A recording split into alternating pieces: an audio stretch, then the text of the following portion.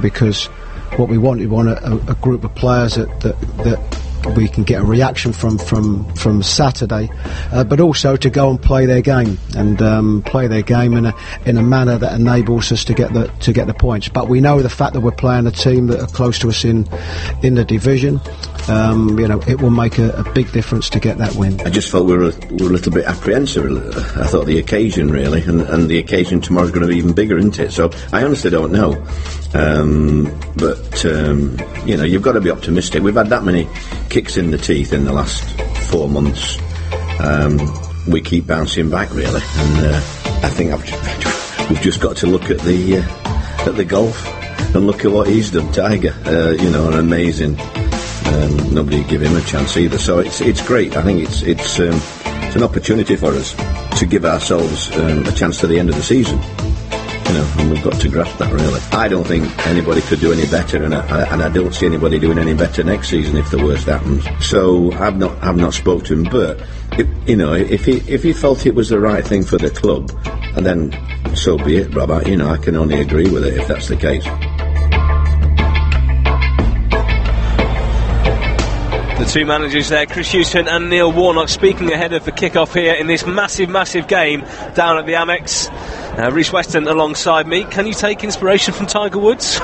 Can you move things across sports? It's a tedious link, isn't it? I mean, it's a monumental achievement what Tiger did at the weekend at the Masters, but I'm not sure how you can draw any kind of synergy between what Cardiff City are facing at the moment and what Tiger Woods has just achieved. But I understand the rhetoric of what Neil Warnock is saying. The reality is Cardiff City have had horrendous luck this season. Obviously, the Emiliano Sala affair was tragic. Refereeing decisions have gone against them, but over the course of a calendar year, the cream rises to the top, and the teams at the bottom of the league are there for a reason. And Cardiff have ridden their luck at times. Yes, they've had poor luck at times, but the reality is, with 33 games in, they haven't got enough points, and it's coming down to this now. These must-win games, and that's the way they've got to look at it. They've got to go. They've got to set out to win every single game they play at this stage. Cardiff don't have the riches of Fulham and Wolves, so they came up with from the Championship season. Are they in a position better than you'd expected them to have been, or worse? They didn't have huge amounts of money to spend last summer. Look, what you cannot question about the Bluebirds is their work ethic and their cohesion, and how they've stuck together through everything that's been thrown at them this season.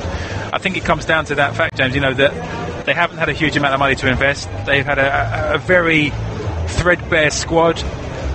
Scoring goals has been an issue for them. It's been well documented. And I think Neil Warnock's made the best of what he's had to work with, and that's not been detrimental to Cardiff City whatsoever. They've had a squad, they've worked with it, they've done the best they possibly can in what is arguably one of the most unforgiving leagues in the world, and they're still in with a fighting chance. So again, talk about Tiger Woods analogies afterwards. If Cardiff City stay up, then we can start having those discussions. Warnock's in that group of old school English managers, Allardyce, Pulis, Hughes, all that group who people talk about as firefighters and the kind of person you want in this situation.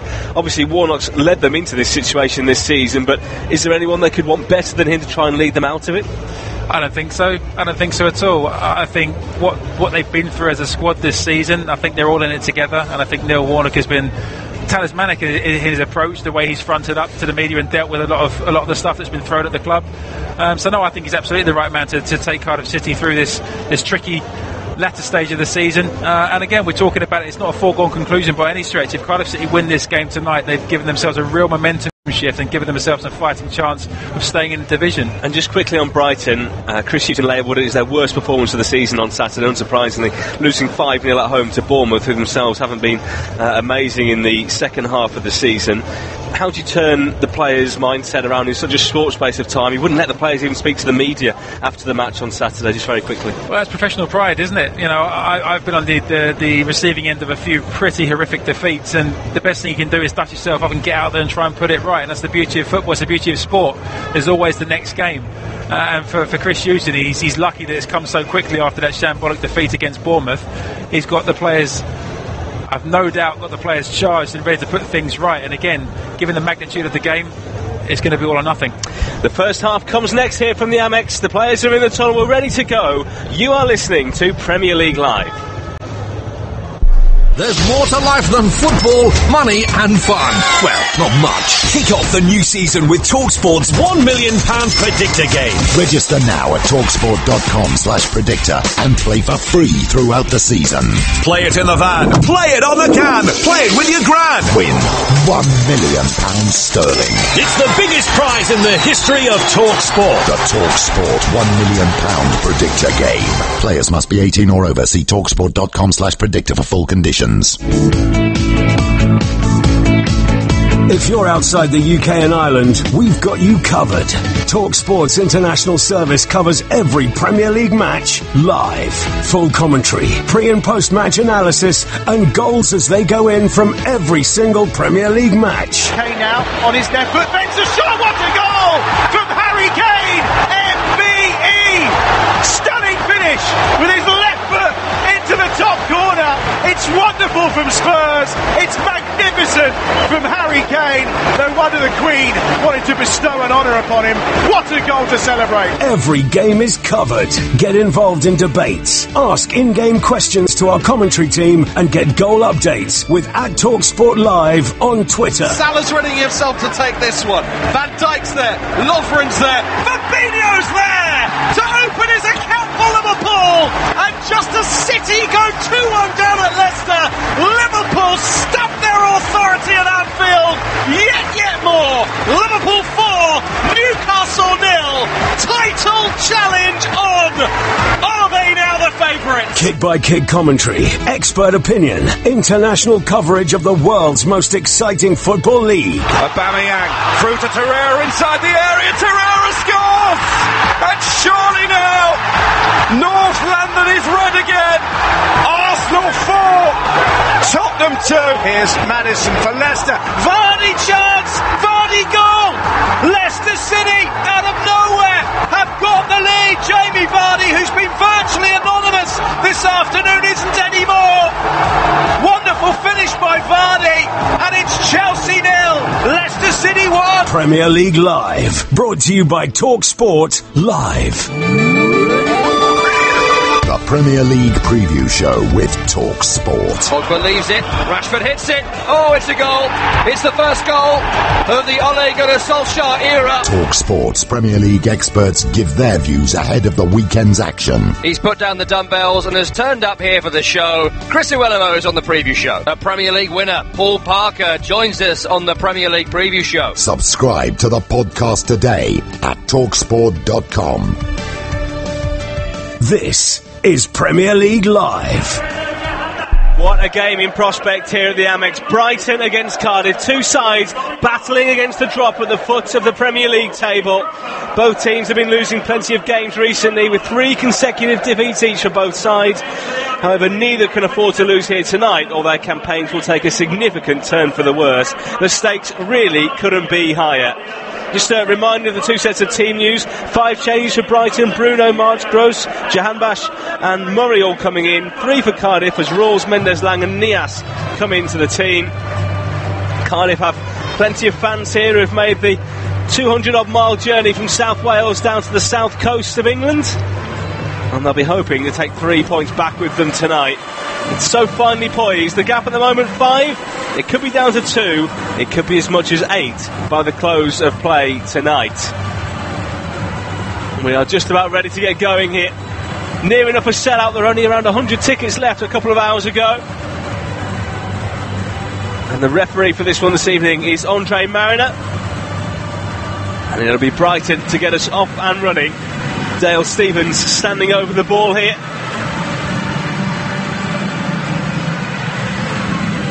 They're attacking the south stand in this first half. We are off and running. And Brighton will pump the ball forward long from the back straight away here. And it's headed back by Ekwele Manga. Brighton holding onto the ball here on the edge of their own penalty area.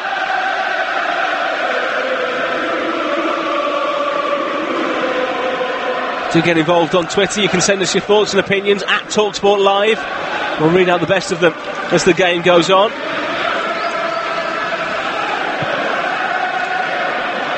From Cardiff right back, Reece Weston alongside me. And one of the messages may have been nothing silly in the opening minutes to get off to the worst possible start. Yeah, absolutely. You can see that Cardiff are quite happy just to contain Brighton, stay in their shape. They're not pressing too high at the moment, and Brighton are going through the gears nicely. Brighton coming forward down the left with Bernardo. Mendez-Laing saying that he should have been given the throw, but it's a Brighton ball taken quickly by the Brazilian. Into March, who manages to get away from Mendez-Laing. Solly March, edge of the penalty area. He's going to go in, he drives it in! But it's into the side netting only. Plenty of Brighton fans on the far side thought that one had nestled into the bottom corner. Wrong side as far as they're concerned. Goal kick given. But let off there really for Cardiff, because March just walked through the lot of them. Yeah, far too easy from a Cardiff defensive perspective. Mendez-Laing was just sold an absolute dummy by Solly March, who jinked past a couple of challenges but fired his shot the wrong side of Neil Everidge's post. But a lively start by Solly March and by Brighton. A minute and a half played, and it's been all the Seagulls so far. We had an early goal in the game between the two sides back in mid-November when they met for the first time. Lewis Dunk getting the scoring started after 6 minutes. Patterson equalised for Cardiff before Sol Bamba won it right at the end. Here's Murray. The goalkeeper's come a long way and he slides into good effect there. Everidge manages to put the ball out of play now, but had to be decisive there, the Filipino goalkeeper. And he got his tackle right in the end, because Murray, had he a bit more pace in his younger days, could have rounded in there and slopped the ball into an empty net. Yeah, it's not been the most confident of starts by the Bluebirds. Murray, edge of the area, gets in the strike here, but he was on the stretch and it flies behind and out of play for a goal kick to the away side. Sure, Morrison's shouting at his teammates saying, right, settle down, because they've been a 6 and a 7 so far, Cardiff City, and barring Glenn Murray taking his handbrake off, he could have been clean through on goal there. Neil Everidge had a good starting position and spared his defence's blushes. But that's two decent half opportunities for Brighton in the opening couple of minutes. Brighton staying in the league for this season, having been promoted the season before last. Last year was their first top division season since finishing bottom of the old First Division in 1983. They want to be staying among the elites at the top of the English game. Here's Mendez-Laing down the right. Good trickery there to get away from Bernardo, who blocks it out of play. It's a Cardiff throw.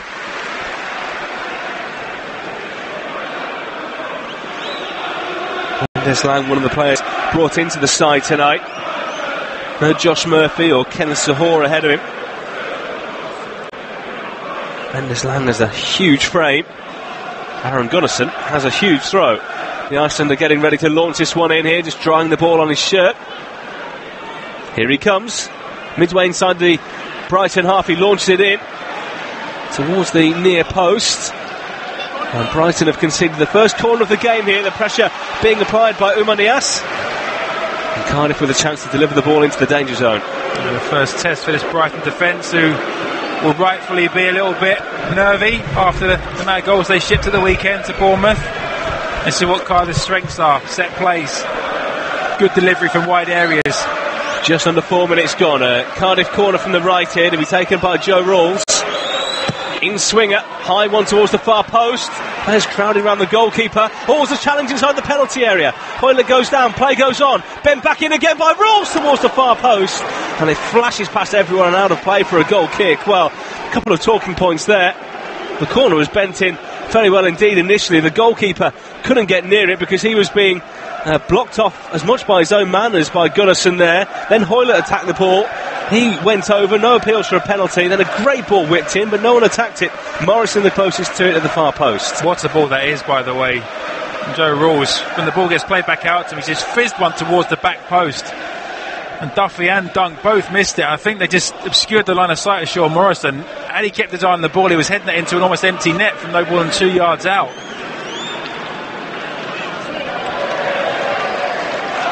As Reece was saying, the run-ins for both are interested. Starting with Brighton, 2 away games after this at Wolves on Saturday, and then at Spurs' new stadium next Tuesday, where they haven't even conceded a goal yet.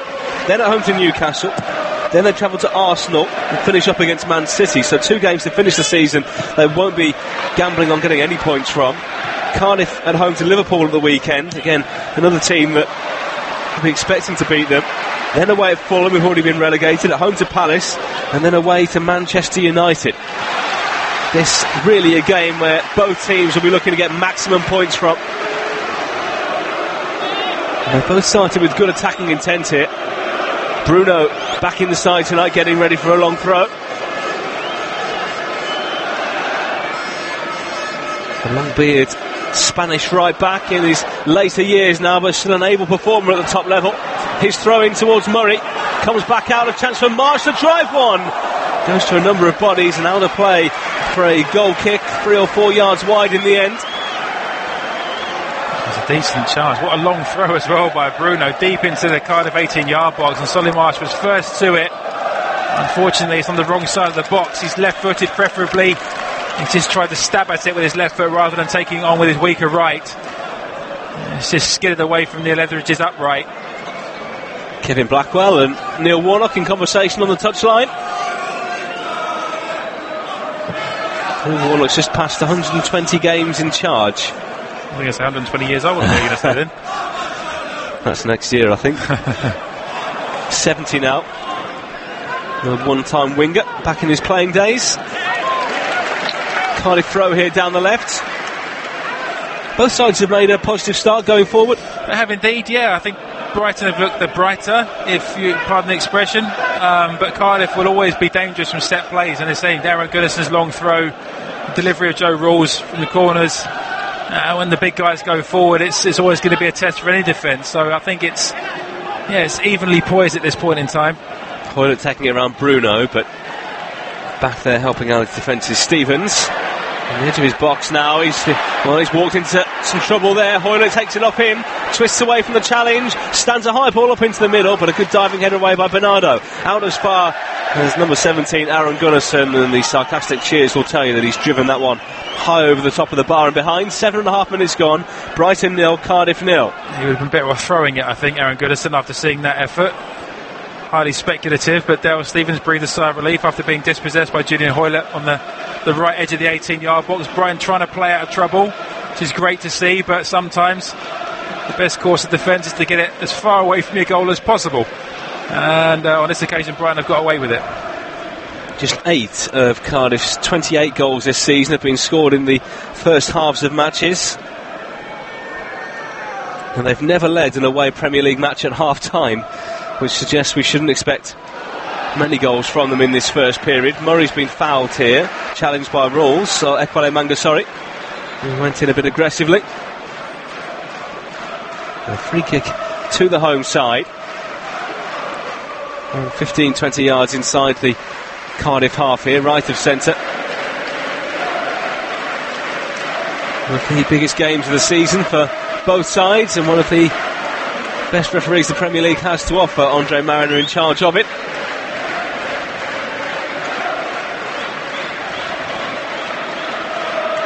Free kick from deep, whipped into the Cardiff penalty area. Harwin towards the far post. There was a pull in there. The referee has a look at it. There was certainly an arm there on the shoulder of the Brighton attacker, and the question now being asked the referee how that wasn't a penalty.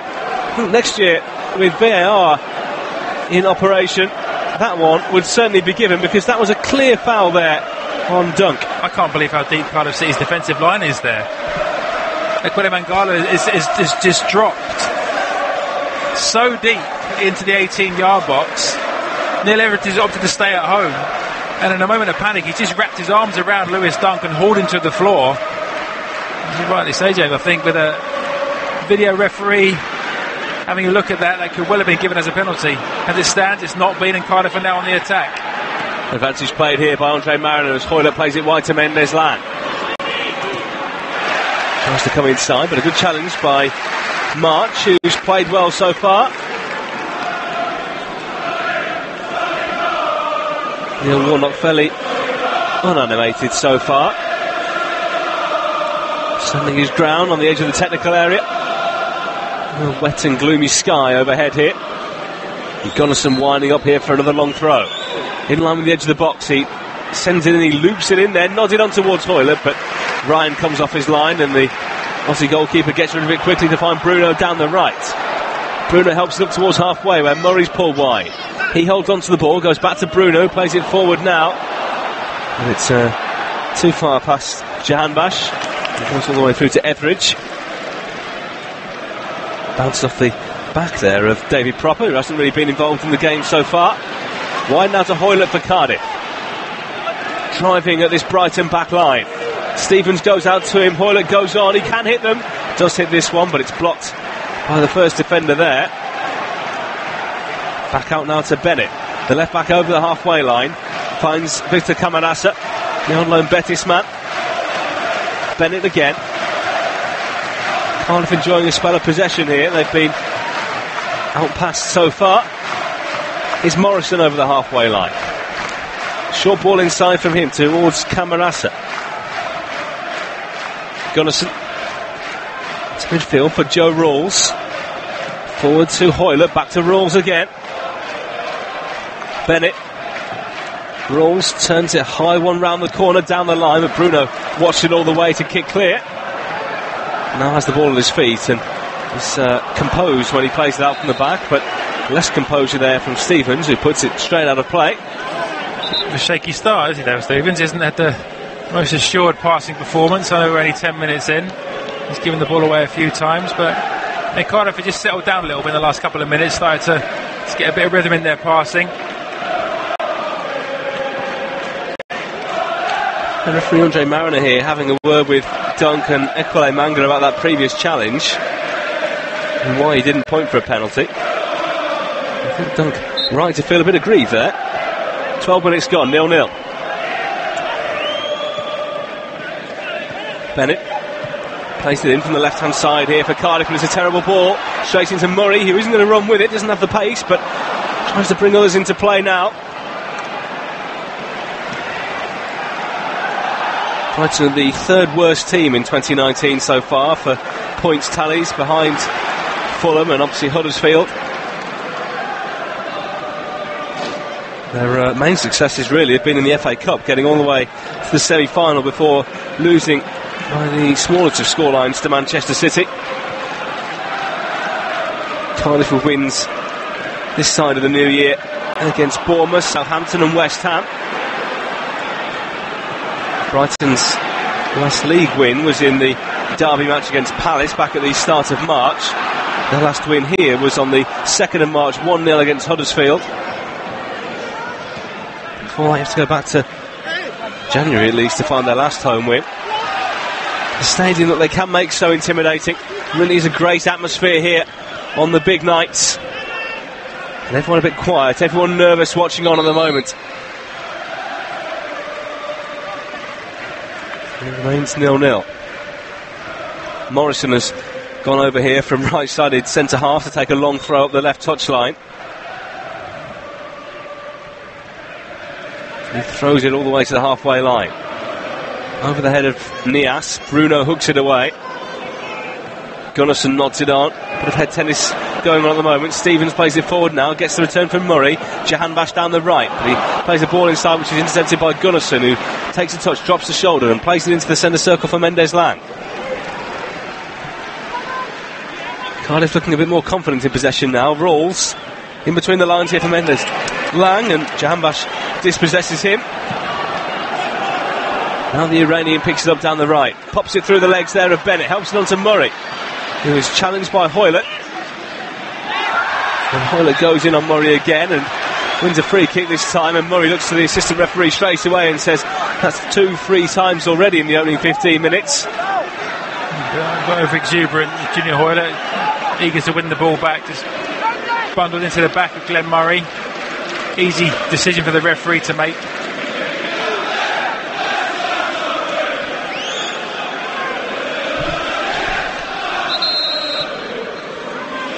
Free kick to Brighton, wide on the right, and this is a good crossing opportunity here.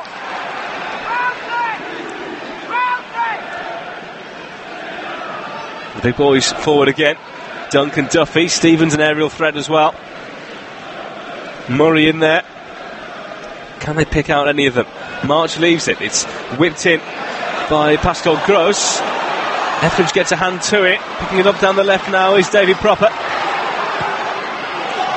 Just keeps it in. Bent in from the corner of the penalty area. Good whip on that ball. Ekwale Manga with the diving header away. Brighton having a spell of pressure. Bruno in the centre circle. Forward now by Stevens. Stevens wide to Bruno. Works it down the right touchline. But they're forced back to the halfway line here, Brighton, and back into their own half now. Cardiff moving them up the field. Good defending by Cardiff. patient in their approach. But Brighton do look more assured in possession. I think sort of 15 minutes played, they've had the lion's share, I would suggest, in the early exchanges. But Cardiff is still looking a threat, especially from set plays. That's a lovely touch inside here from the right by Pascal Gross, but he was adjudged to be in an offside position. The free kick is given by the referee. 16 minutes gone. Who's happier so far? Well, I think both managers will be relatively content with what they're seeing. From a Cardiff perspective, they're always going to be the slightly cagier of the two sides. I think Brighton being the home side, the onus is on them to dictate the pace of play. Cardiff will happily hang in there for as long as they need to. Both sides have Brighton have carved out arguably the better chances in open play. Cardiff won gilt-edged opportunity, the Sean Morrison missed header. So fairly evenly poised. High ball forward as we get back underway here. Camarasa trying to hold on to it, but Brighton will play it away, but then it goes out as it's too far ahead of Bruno.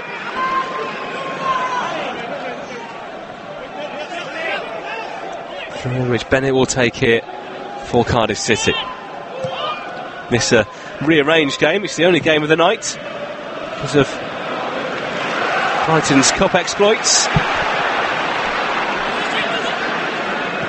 But Brighton have played a game less than Cardiff. They do have another one to fit in as well. That one away at Spurs on the 23rd of April. It shows how important this game is tonight for both sets of players. But looking at who Brighton have still got to play. Battle by the corner flag here between Gunnarsson and March. Gunnarsson is trying to shield the ball, and well, in the end he knew the challenge was going to come because March was getting frustrated and just fell on top of the ball and got the free kick right in front of the assistant. Yeah, cute play by Aaron Gunnarsson, wasn't it? He showed good strength initially, and then Solly March was getting increasingly frustrated that he couldn't move the Icelander out the way. As soon as the hands were put at the small of Gunnarsson's back, down he went. Knew exactly what he was doing, but smart play by the Cardiff midfielder.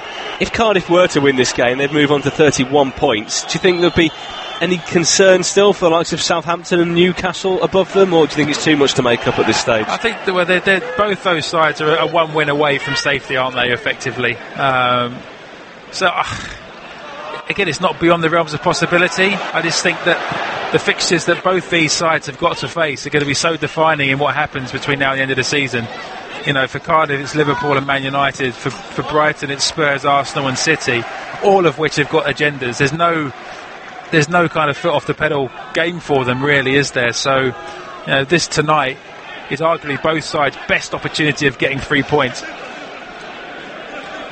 It's still Brighton 0, Cardiff 0. We've played 19 minutes here at the Amex on the south coast. It's just about full to its 31,000 capacity here tonight. Bruno swings a good ball in here, but Everidge using all of his height there to claim that ball. And holds on to it inside his penalty area here. 0-0 in the two Champions League games tonight. Barcelona against Manchester United and Juventus Ajax. Those games have just got underway. We're nearly halfway through the first half. In this big relegation crunch match at the bottom. Nothing will be decided after tonight, but we'll certainly know what's to play for in the coming weeks. It's momentum as well, James, isn't it? So you look for small moral victories at this stage of proceedings, and a victory for either side here gives you such confidence going into your next fixture. It just takes a little bit of pressure off every point you accrue. I think Cardiff know what to expect in their game against Liverpool at the weekend. Brighton probably less so, because Wolves have been so up and down this season, depending on whether they're playing the top teams or the bottom teams. Yeah, well, again, Wolves are set up effectively to play on the break, aren't they? And if teams aren't equipped to dictate the pace of play, Wolves have struggled to break them down. That's something that Nuno Espirito Santo is going to address in the summer. They've had a fantastic season, but as you rightly said, those kind of games can go either way, can't they? But it's the big ticket matches that both sides, Cardiff and Brighton, almost have written off in their minds when they're preparing, going, right, we're not going to get much out of them, but we've got to focus on these. Jahanbash down the right here for Brighton. Cuts the ball back to the edge of the penalty area for Murray. Takes it down, rolls it wide. Corner of the penalty area, it's swung in by Gross towards the far post. It's taken on in the end. Can they get the strike away? No, they can't. Taking a bit too long there in the end was proper. Fouls his man, advantage played. Mendez-Laing breaks out with pace and power over the halfway line. Mendez-Laing carries Cardiff up the field. Wide it goes to Hoylett. Junior Hoylett, corner of the penalty area. Back to Nathaniel Mendez-Laing. He'll go for goal! Oh, it's a stunning opener! Nathaniel Mendez-Laing with a massive goal here. He was given far too much room, far too much space, and he is delivered in the biggest of all games as Cardiff look to beat the drop. That has just tightened things up. It is Brighton 0, Cardiff 1. What a goal that is by Nathaniel Mendez-Laing. Brighton had great possession on the edge of the Cardiff 18-yard box.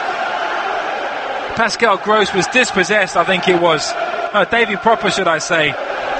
Mendez-Laing picks the ball up, he drives at the Brighton back four. The ball's rolling to the feet of Junior Hoylett, and Brighton just back off. And Dale Stevens can't get anywhere near Mendez-Laing, who just curls an audacious 20-yard curling shot into the top right-hand corner as we look at it. Matty Ryan had no chance whatsoever. Fantastic opening goal by Mendez-Laing, and how important is that going to be in the context of this relegation battle? Brighton will be so nervy now if they weren't already. Well, his only other goal this season mattered little in the end. It was a consolation goal at the Emirates back at the end of January. This one could have much bigger connotations. 22 minutes gone and Cardiff lead here by 1-0. Brighton, though, do have a throw by the corner flag.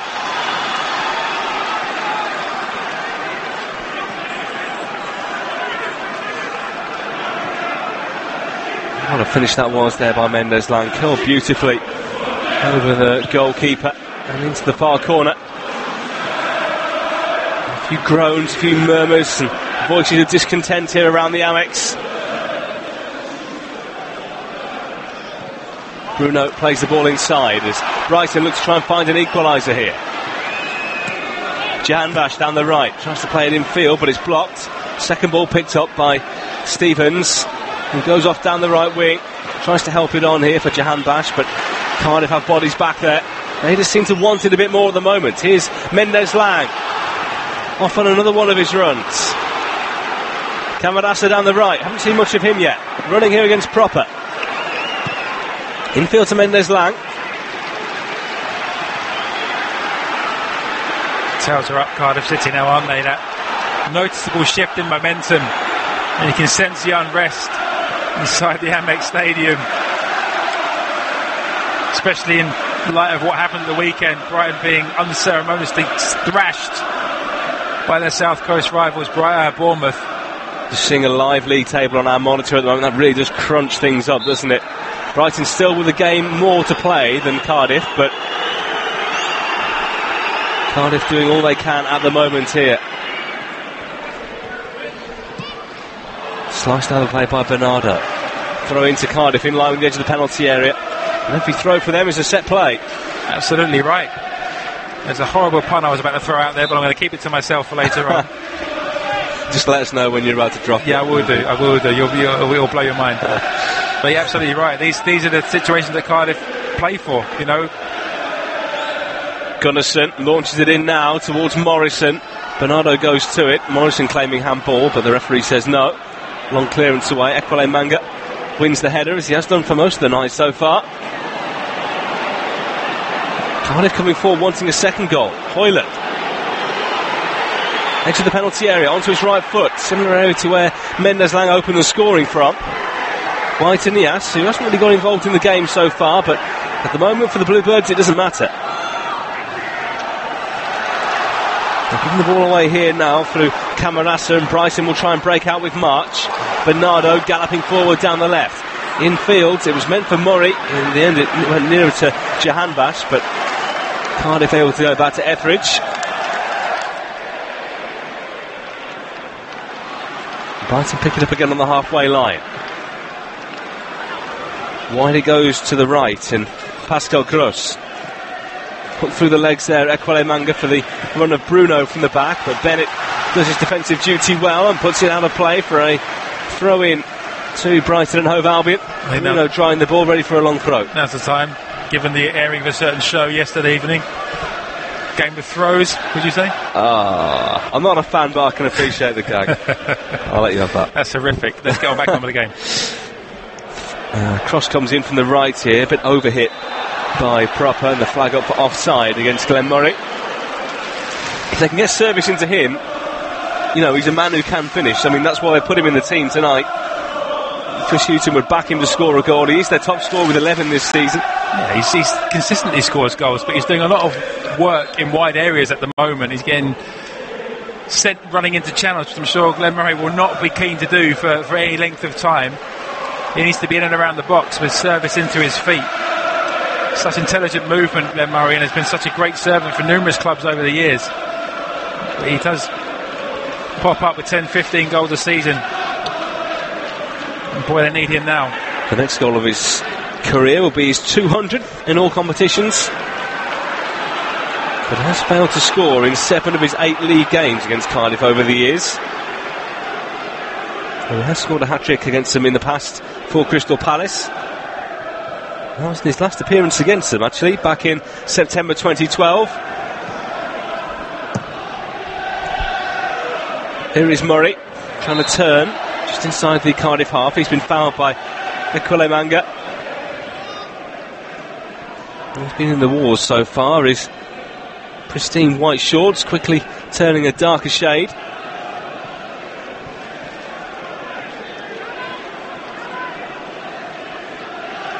Gross with his free kick just inside the Cardiff half. Cardiff 10 yards outside their own penalty area. Gross hoists this one high towards the far post. Well headed away, it drops back out on the edge of the area for March. Played square, Stevens drives one through, it's deflected and goes out on the other side for a Brighton corner. Like it was on target from Dale Stevens. It was a good block. I didn't quite see which of the Cardiff midfield got their body in the way, but strong block nonetheless. It's out on the far side. They've a corner which Solly March will take for the Seagulls. Brighton looking for the equaliser here with 28 minutes gone. They trail by a goal to nil. Corner comes in towards the far post, nodded back across, but Etheridge there and is able to gather. Does look pretty assured so far in the Cardiff goal. And McCarthy that one there with ease. Launches it downfield now. Beautifully taken down on the halfway line though. Stevens then tries to play it square, but it's blocked. Bruno forward. March on the right. The switch, isn't there? Jahan Bash has gone over to the left. Solly March has come over to the right.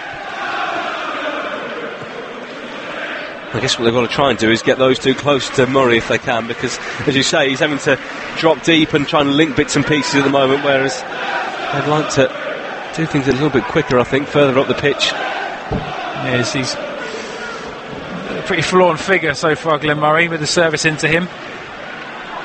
Ball's on the left here for Murray. He's onside on the left wing, being marshalled by Morrison. Back out to Bernardo,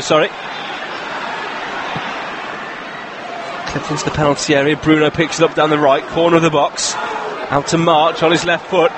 Plays a short ball inside, looking for Jahan Bash there, but tried to step across the ball and couldn't control it. He's got it back again now. Jahan Bash down the right, drives one in from range. It hits Rawls and spins out of play for another Brighton corner. Yeah, Brighton just starting to assert a little bit of pressure. Tick towards the half an hour mark. They were visibly shaken by Nathaniel Mendez-Laing's opening goal, but they've gradually played their way back into it. And they're starting to turn the screw a little bit.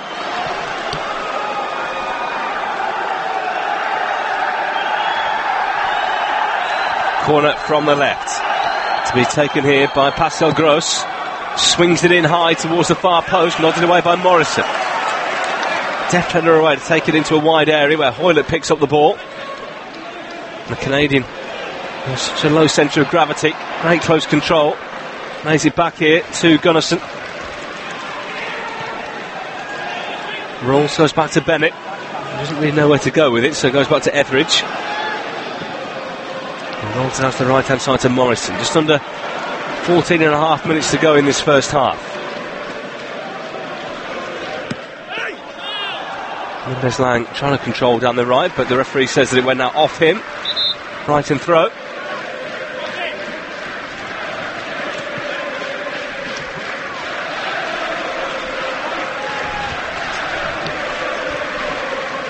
Ronaldo with this throw. Lifts it down the line towards Murray. Camarasa picks it up for Cardiff, who are in bright green shirts tonight. Blending in with the pitch quite well. It's been a goal in the Champions League where Barcelona lead Manchester United by a goal to 0. No prizes for guessing who scored. Throw in here for Cardiff down the right. It's been helped on. Doesn't come to anything though. Morrison lost the ball out of play. Brighton throw on the left. I think Cardiff will be quite happy to just sit in for the rest of this half now and not throw too many resources forward. Absolutely, sitting for the rest of this game. I mean, the result stays like this, it'll be a fantastic result for the Bluebirds. And for the league, really. I mean, if Brighton were to win here tonight, then it would certainly open up that gap, wouldn't it? Which would make it very, very hard to bridge with the games remaining. But it keeps things exciting for everyone involved. Absolutely, absolutely. Ball out of play for yet another Brighton corner here. They've had plenty in this first half. Can they make this one count? Swung in high, in swinger towards the far post, nodded away by Morrison, back out as far as Gross, edge of the area, tries to swing it back into the box again now. Bennett's header is up but not out. Morrison's header is out now, and Akole Manga gets it away to safety.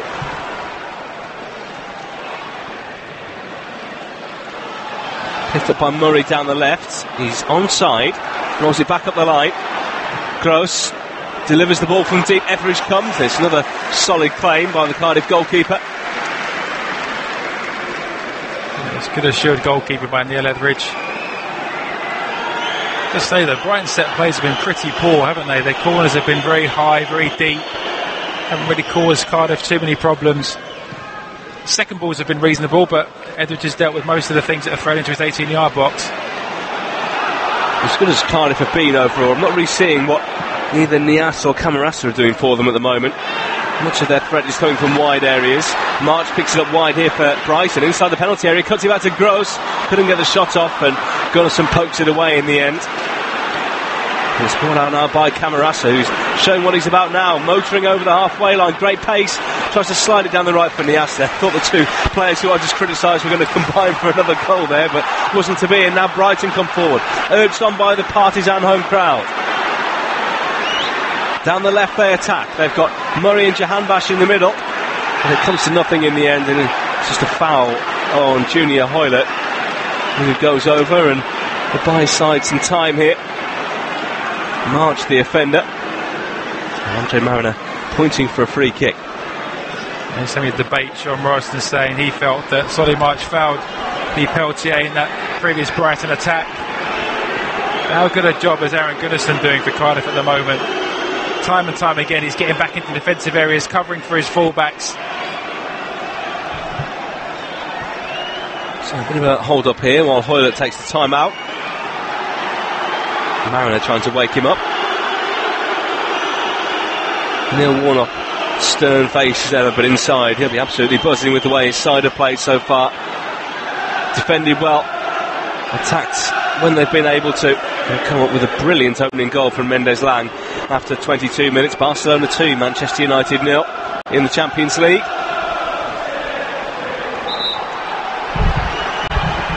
The only way back for Manchester United now. 10 minutes to go here until the break. Brighton trailing this one by a goal to 0. Etheridge with a free kick here for Cardiff. Murray being told he's not far enough back, but he looks to be. Eventually it's sent forward.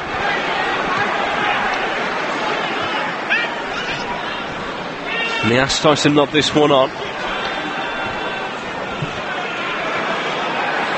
Hasn't come to anything. Could have had tennis in midfield. Bennett with the header forward. Breaks for Camarasa, but then Nias can't get there. Wide by Duffy to Bruno. He touches it past Mendez-Laing. That's great play by the veteran. Bruno clips it up the right touchline. Goes back off Bennett, and Etheridge will let that one roll back into his penalty area before picking the ball up. Jahanbash trying to close him down.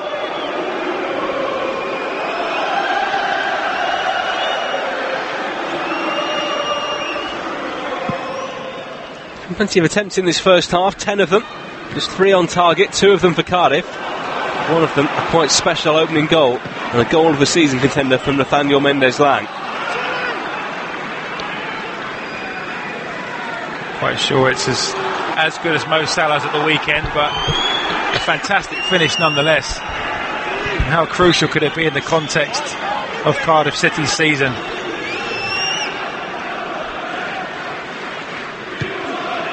Double forward down the right here for Cardiff. Peltier plays it into Camarasa. Yes, just about keeps it in play on the right touchline and wins a throw off Bernardo.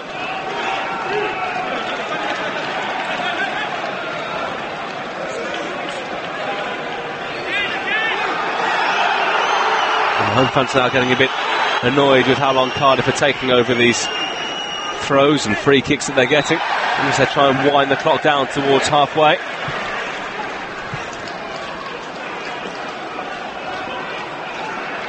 It's pretty hit or miss, isn't he, Umar Nias? Not really. My criticism was I'm not really seeing what he's offering for them so far. Well, it's been a disjointed performance in some respects by Cardiff. They're happy to sit in their shape, and Nias is feeding on scraps for the main.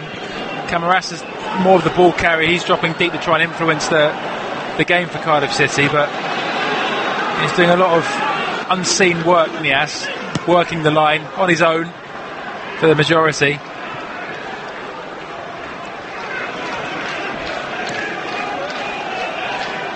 Down the right hand side here is Gross. Nice ball forward into Jahanbash. Gets away from his man Rolls, pulling a bit of his shirt in the process, but in the end just runs the ball out of play. It's a goal kick.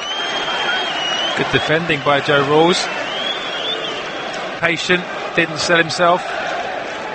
Jahanbash, to be fair to him, has been ineffective on the left and ineffective on the right. I'm not quite sure what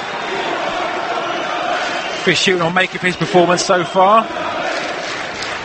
Well, it's been... Sorry, go on. No, so he hasn't really offered anything, to be honest with you. It's been here at home where Brighton have taken the majority of their points this season, 22 of 33, 6 wins from 16 games, there's 3 on the road. A couple of tricky away games coming up as well. Next here against Newcastle towards the end of the month. They're trailing here at the moment. Etheridge has come a long way off his line here. Dithered for a couple of seconds there, but eventually got to the ball on the corner of the penalty area, left hand side to gather.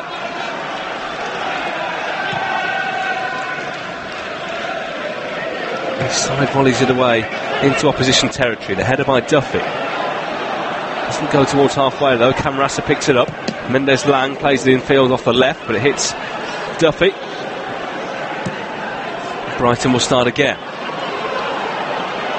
They're dominating possession. They've had 60% of the ball, but not really doing a lot with it in the final third. Long speculative passes, really, isn't the final ball's been lacking, to say the least, from Brighton. Camarasa picks it up here on the halfway line. Loose ball forward it was from Proper. And the ball forward looking for Nias was overhit, and it goes all the way through to Ryan.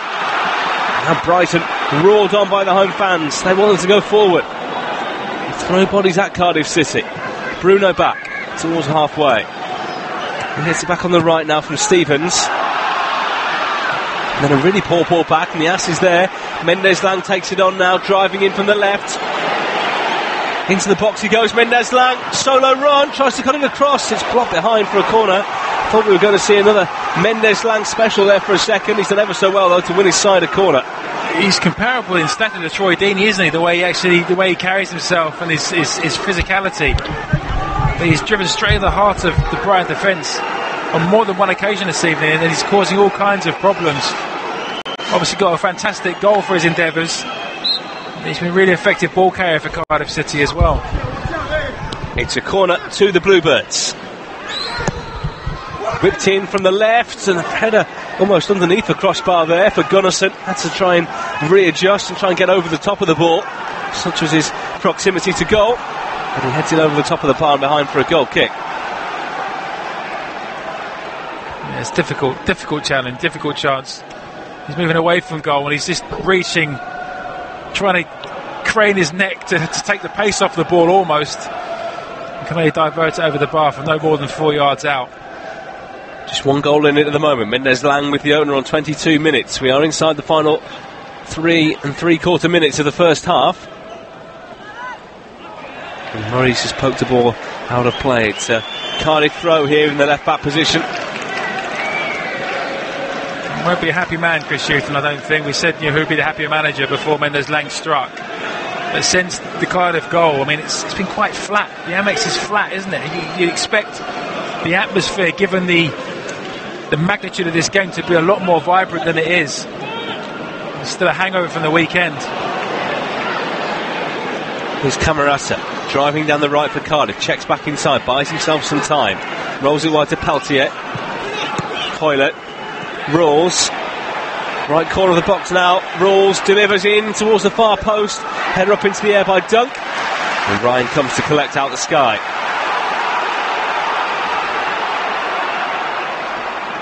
Brighton at the moment sleepwalking to a 5th successive defeat in all competitions. Hadn't scored in the previous 4 games.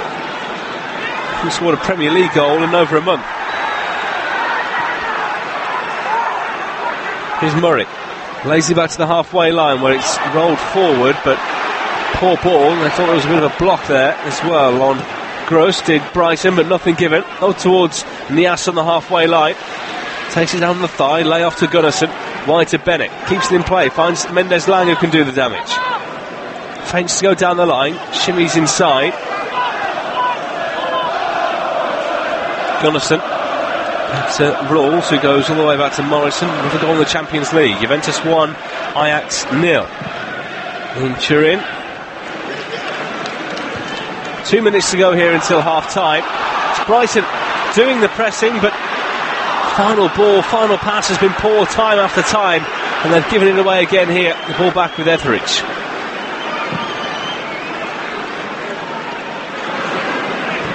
High one forward from him, looking for Nias, but Brighton deal with it. It's back here with Ryan. And he clips the ball forward quickly. I'm sure we saw what happened to Ben Foster against Arsenal last night. Don't want a repeat of that. Cardiff just happy to play the ball around now. Morrison with a high one forward down the right, but out of play it goes. It's a throw into Brighton. We've probably got about 2 minutes left here, including added time.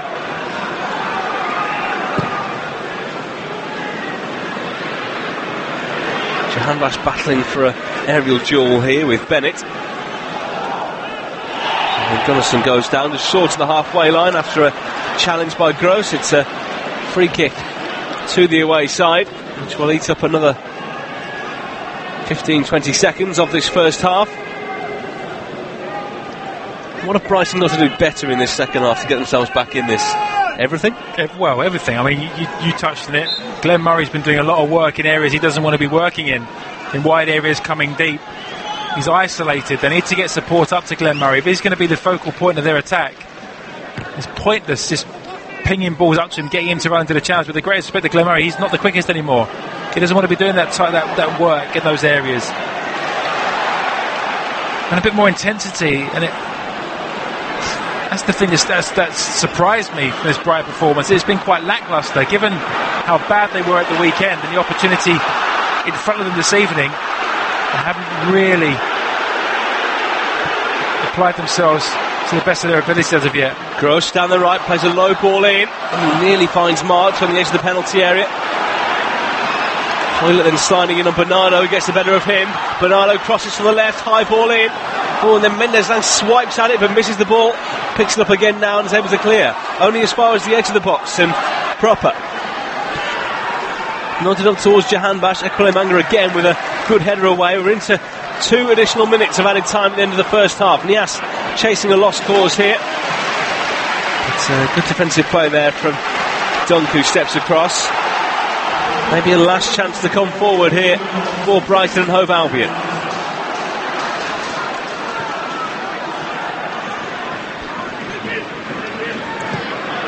That's a poor ball forward there. Tried to play it on the outside of his boot, did Dunk.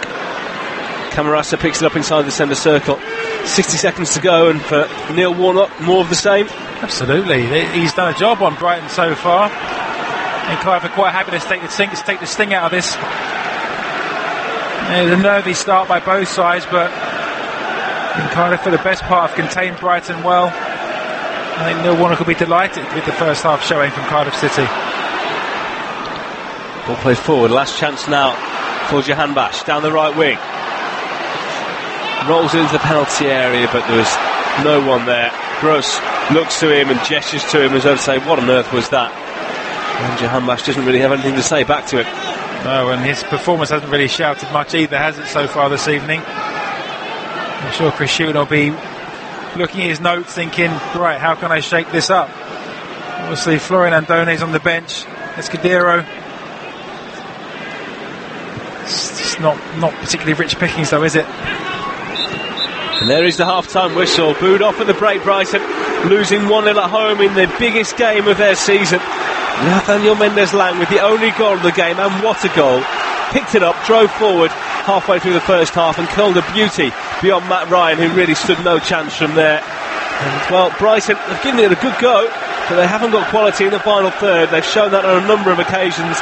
Plenty of bad decision making, and Murray just really hasn't been well serviced at all. The half-time score here at the Amex in this huge game at the bottom of the Premier League. Brighton Hove Albion 0, Cardiff City 1. You are listening to Premier League Live. Go to TalkSport.com and sign up now to play the free TalkSport Predictor game. Predict the results of the English Premier League games this season for the chance to win top-flight weekly prizes. From the Gunners getting away goals at Anfield to epic finishes at the Etihad. Click TalkSport.com/predictor and register now for the chance to go top of the table in the ultimate football fan tournament. The TalkSport English Premier League Predictor game. Available online and for free at TalkSport.com/predictor. If you're outside the UK and Ireland, we've got you covered. TalkSport's international service covers every Premier League match live. Full commentary, pre- and post-match analysis, and goals as they go in from every single Premier League match. Alderweireld again to return it. Mo Salah in space, heads it goalwards. Oh, Lloris has missed it. It's gone in. Off Alderweireld, I think, for the own goal. Liverpool back in front with 30 seconds of the 90 minutes to play. Scenes of jubilation, of celebration, of relief more than anything at Anfield. Somehow they have found a way. Every game is covered. Get involved in debates. Ask in-game questions to our commentary team and get goal updates with @TalkSport Live on Twitter. Knockout for Brighton, edge of the area, on his left foot. Curling one! Oh, it's a stunner! Anthony Knockout gives Brighton the lead again! In a goal that will be played time and time again. There can't have been too many better hits in this derby over the years. It flies into the top corner, and Matt Ryan flies down the pitch to join in the celebration. Kick-by-kick commentary, expert opinion, international coverage of the world's most exciting football league. It's Ward-Prowse! It's in! It's magnificent from James Ward-Prowse. He, like Valeri, has scored for the second game running. It's another magnificent free kick. Hazard into the corner. What a goal from Eden Hazard. That was brilliant from the Belgian. Chelsea have huffed and puffed, and out of nowhere, an inkling, a tiny gap in the corner, sent a low curling effort beyond Patricio into the left corner of the net. That is brilliant from the little maestro. Premier League Live, brought to you by TalkSport Live.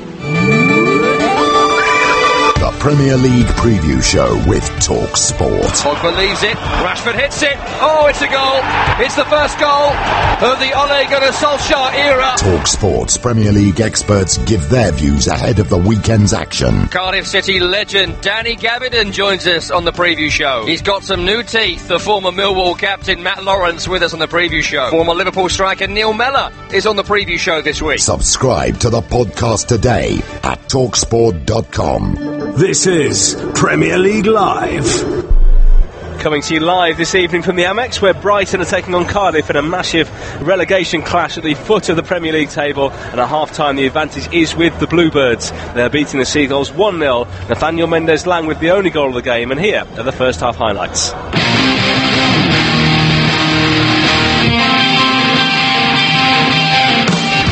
Should have been given the throw, but it's a Brighton ball taken quickly by the Brazilian. Into March, who manages to get away from Mendez-Laing. Solly March edge the penalty area. He's going to go in, he drives it in! But it's into the side netting only. Plenty of Brighton fans on the far side thought that one had nestled into the bottom corner. Wrong side as far as they're concerned. Goal kick given. In swinger. High one towards the far post. There's crowding around the goalkeeper. Always a challenge inside the penalty area. Hoylett goes down, play goes on. Then back in again by Rolls towards the far post. And it flashes past everyone and out of play for a goal kick. Well, Junior Hoylett, corner of the penalty area. Back to Nathaniel Mendez-Laing. He'll go for goal! Oh, it's a stunning opener! Nathaniel Mendez-Laing with a massive goal here! He was given far too much room, far too much space, and he is delivered in the biggest of all games as Cardiff look to beat the drop. That has just tightened things up. It is Brighton 0, Cardiff 1. What a goal that is by Nathaniel Mendez-Laing. Brighton had great possession on the edge of the Cardiff 18-yard box. Pascal Gross was dispossessed, I think it was. Davy Propper, should I say. Mendez-Laing picks the ball up, he drives at the Brighton back four. The ball's rolling to the feet of Junior Hoylett, and Brighton's back off.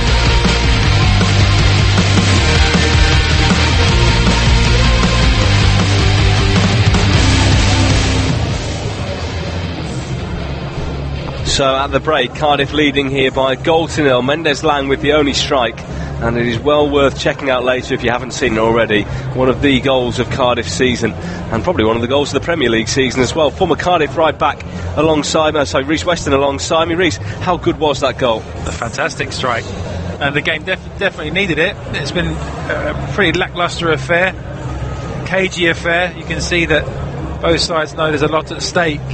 I think Neil Warnock could be delighted with how Cardiff City played in that first half. It was a sensational strike by Mendez-Laing. Brighton have just been lacklustre, given the way they played the weekend against Bournemouth. You think coming out here again so quickly, an opportunity to put things right, and they just haven't done that yet. So Chris Hugh's got a lot to think about at the break. But will Brighton feel aggrieved they haven't had a penalty? We've just seen the replay of it again. Looked like a pen. I think so. I think it's, again, it was a very deep line by Cardiff City from the dead ball, and Ekwalimanga just wrapped his arms around Lewis Duncan, pulled him to the floor. Had we had the benefit of VAR, I think it was pretty conclusive that would have been a penalty, and I think Brighton should feel aggrieved that it wasn't given. It wasn't, but the performance has been nowhere near good enough for what Chris Hugh's expecting from them. And in terms of looking forward to this second half and half from a Brighton perspective, they've already made 5 changes coming into the game. Chris Hughton doesn't come across as a rash and a hot-headed manager. Do you expect him to change anything else at the break or not? I wouldn't necessarily think he would change it at half-time, but we'll have half an eye on the next 10 minutes or so for sure. Again, they just need some urgency injected into their play. If the players don't register that this win could effectively secure their Premier League status for another year, then he's on hiding to nothing, Chris Hughton, isn't it? Because that's how big it is, effectively. And Cardiff very quickly, they look like they've got the stronger of the benches, really. The likes of Zahor, Murphy and Reid, who certainly could come on and cause problems against a side the quality of Brighton. So we shall see what comes in the minutes to come. The second half is coming up here for you on Premier League Live. Be with us again in just a few moments.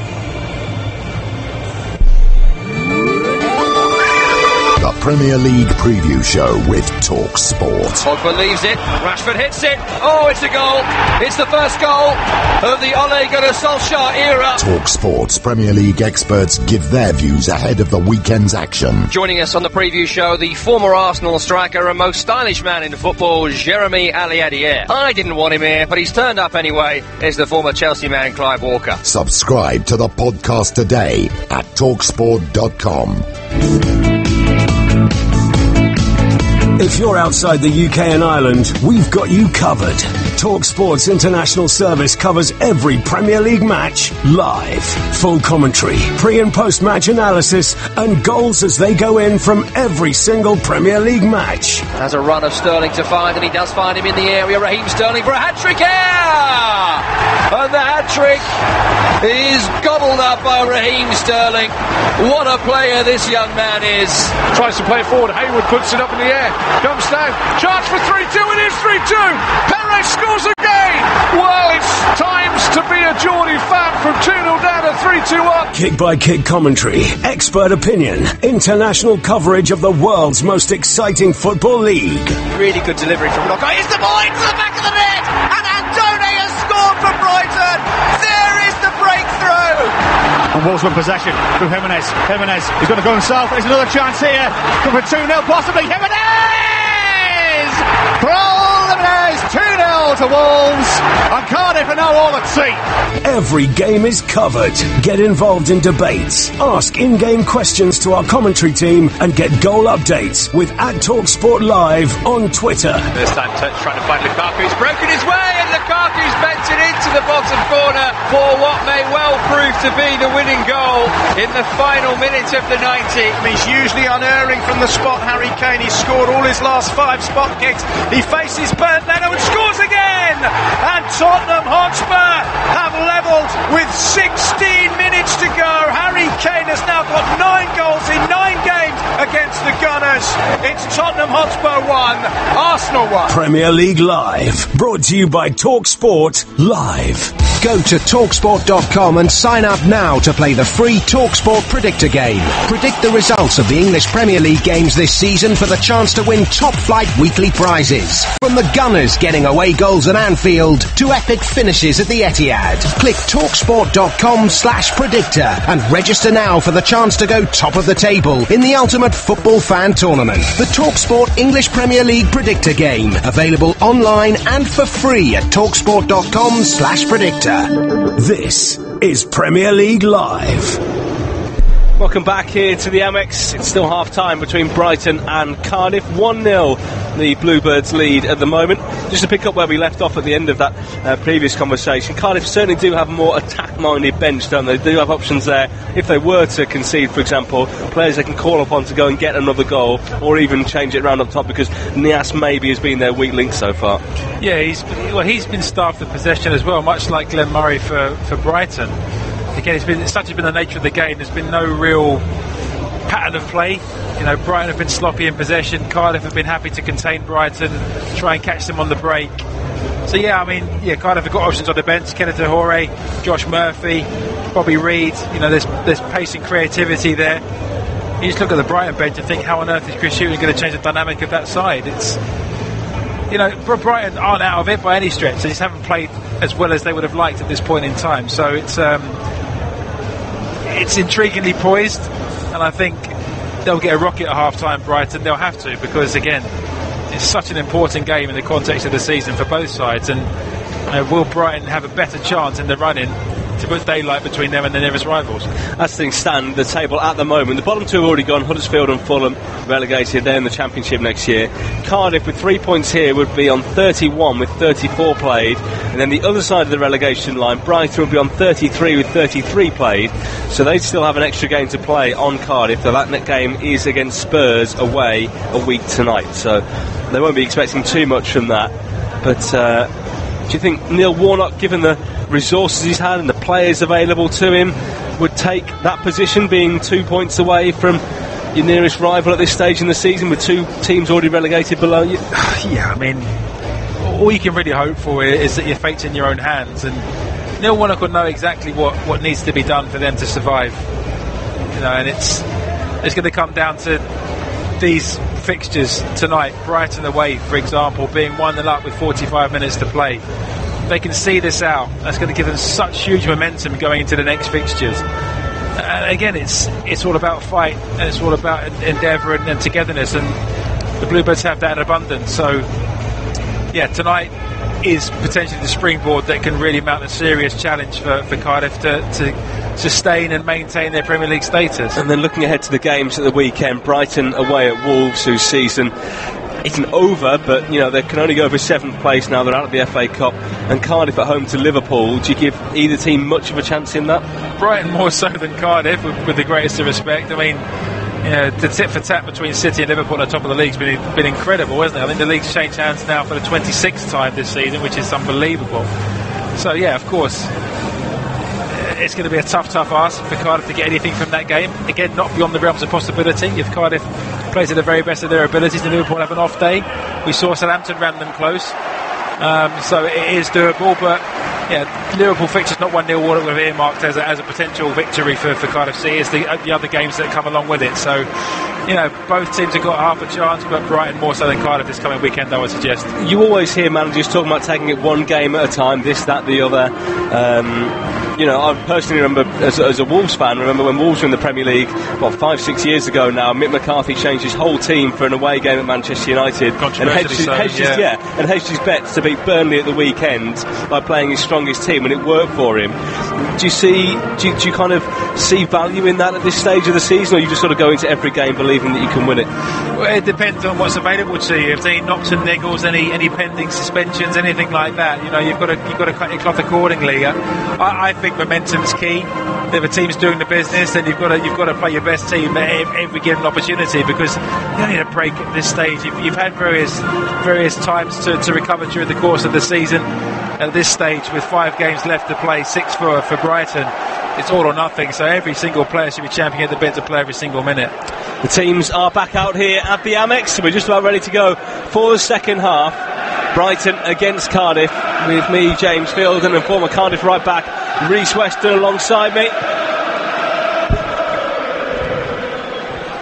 We were talking before the game that Reece got his first ever career red card playing away at Brighton. They're not in quite as nice surroundings of this. That was down at the Withdean, wasn't it? The Athletic Stadium down the road. The old Withdean, yes indeed. Shan't be giving any more elaboration on that. We'll move swiftly on. Wasn't my finest hour, although my teammate left back also got sent off. With 9 men, we beat them 1-0. So hey ho. Result is key. Exactly right. Brighton without Anthony Knockaert, remember, tonight, because he got sent off here against Bournemouth on Saturday.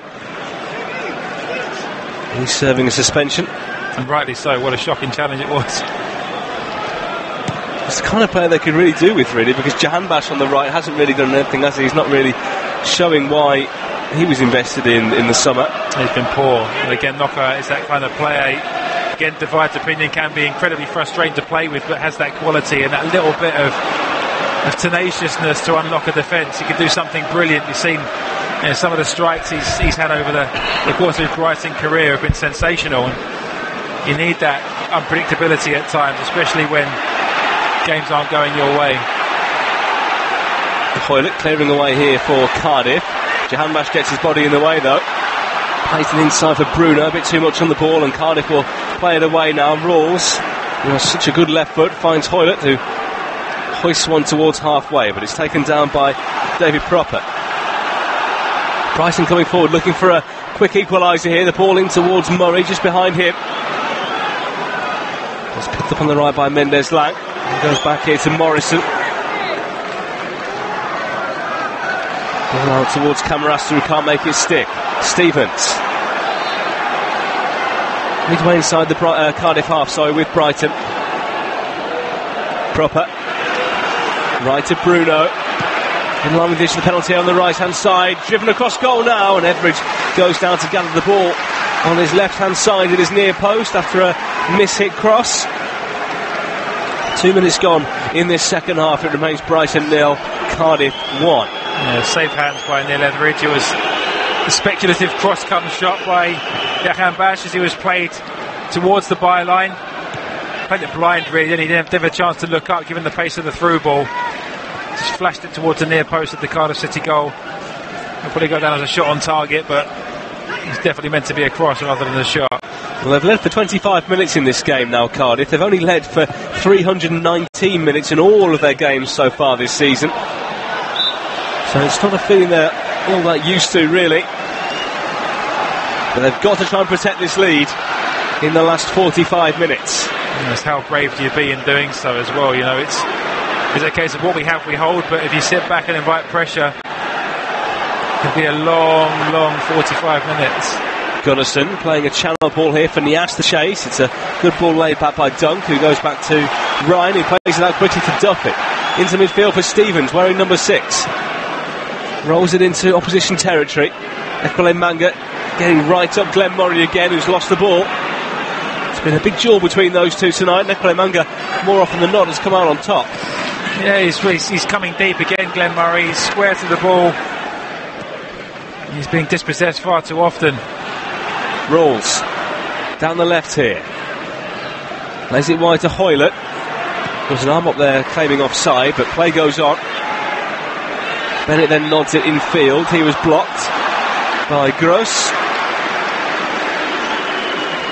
Bennett will take that free kick.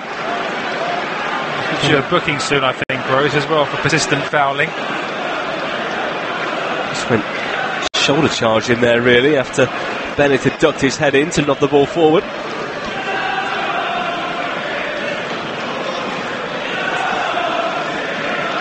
A free kick here in a very good crossing position, in line with the edge of the penalty area on the left-hand side. The line going down to the goal line. This is bent into the box now for Cardiff City towards Morrison, 2-0! And that may be the game-clinching goal. A massive 3 points for Cardiff City heading their way. Still a long way to go in this second half, but that could be a knockout blow there. Morrison nods in, and it's the easiest goal he'll score all season. Brighton have absolutely imploded, and what a start to the second half by Cardiff City and their skipper Sean Morrison. Can't believe his luck. It's a decent ball in by Camarasa, floated towards the back post. Lewis Dunk just completely misjudges the flight of that ball, gets underneath it. And Sean Morrison, actually give him credit, it's a decent header, isn't it? Back to where it came from, hard and low. Gave Matty Ryan no chance whatsoever, doubles the Bluebirds' lead. And they're in 7th heaven, those Cardiff fans now, as Morrison's saying, keep your head, guys. But what a huge result this could be for the Bluebirds. I know there's 40 minutes still to play plus stoppages, but my oh my, they've given themselves a fighting chance. Well, Brighton are going to have to throw some resources at this now. There's no way they can sit and play the way they have been with the current personnel out there chasing a 2-goal deficit. March coming forward now, loose touch. Mendez-Laing picks it up and drives the ball forward. Neil Warnock will be absolutely loving this at the moment, but the defending for that goal was so bad. He just drifted between two Morrison and judged it perfectly. Yes, poor. They dropped. They didn't even drop as a line, the Brighton back line, and Morrison just made a reasonable run and gleefully headed that ball in from no more than 4 yards out. Well, they do like playing down here to Cardiff. They've only ever won 4 away games in the Premier League, and 2 of them have been on the South Coast, both of them against Southampton. Looking like they're going to pick up 3 points here against Brighton as well to do the double over them this season. But still a long way to go. They're doing everything right at the moment. They have conceded a free kick though, maybe just within shooting range. Etheridge sorting out his wall. Stevens, Gross and Marshall standing over it.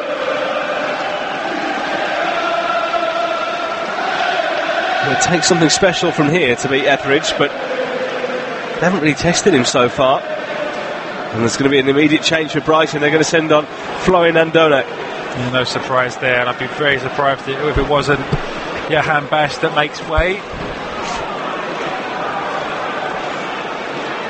Who's going to take this free kick? March standing over it. It's touched wide. They changed the angle slightly in towards Murray.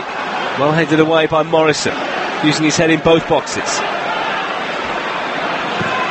Lifted forward again by Stevens. towards the far post where Dunk is waiting. Cardiff able to clear.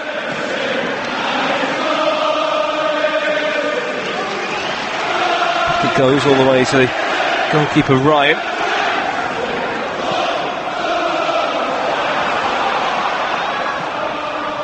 The one thing that really isn't in Cardiff's favour is their goal difference compared to Brighton. Brighton, with the 2 goals tonight, would go on to minus 20. So Murray nods the ball forward here. Chance down the right hand side. Jahanbash. Oh, and he's run the ball out of play. That's really, really poor there from the Iranian, and that might be his final involvement this evening. It has to be. It has to be. Has to get the ball in there, and he's just running straight out of play for a goal kick. Yeah, he's got Pascal Gross stood behind him screaming for the ball, and it's not. It's Gross that's being withdrawn. There's a huge vote of confidence for Jahanbash. Maybe they'd already submitted the paper before that piece of play. So Andone comes on.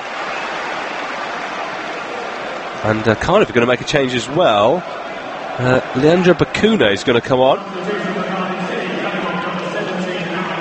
Aaron Gunnarsson is going to make way. I think that's down to fitness, I would imagine. Aaron Gunnarsson, he was toiling a little bit in the first half. He's not moving particularly freely as he leaves the pitch. So Bakuna comes on. Started the season playing in the Championship with Reading. Didn't fancy a relegation scrap there, so joined one at Cardiff instead.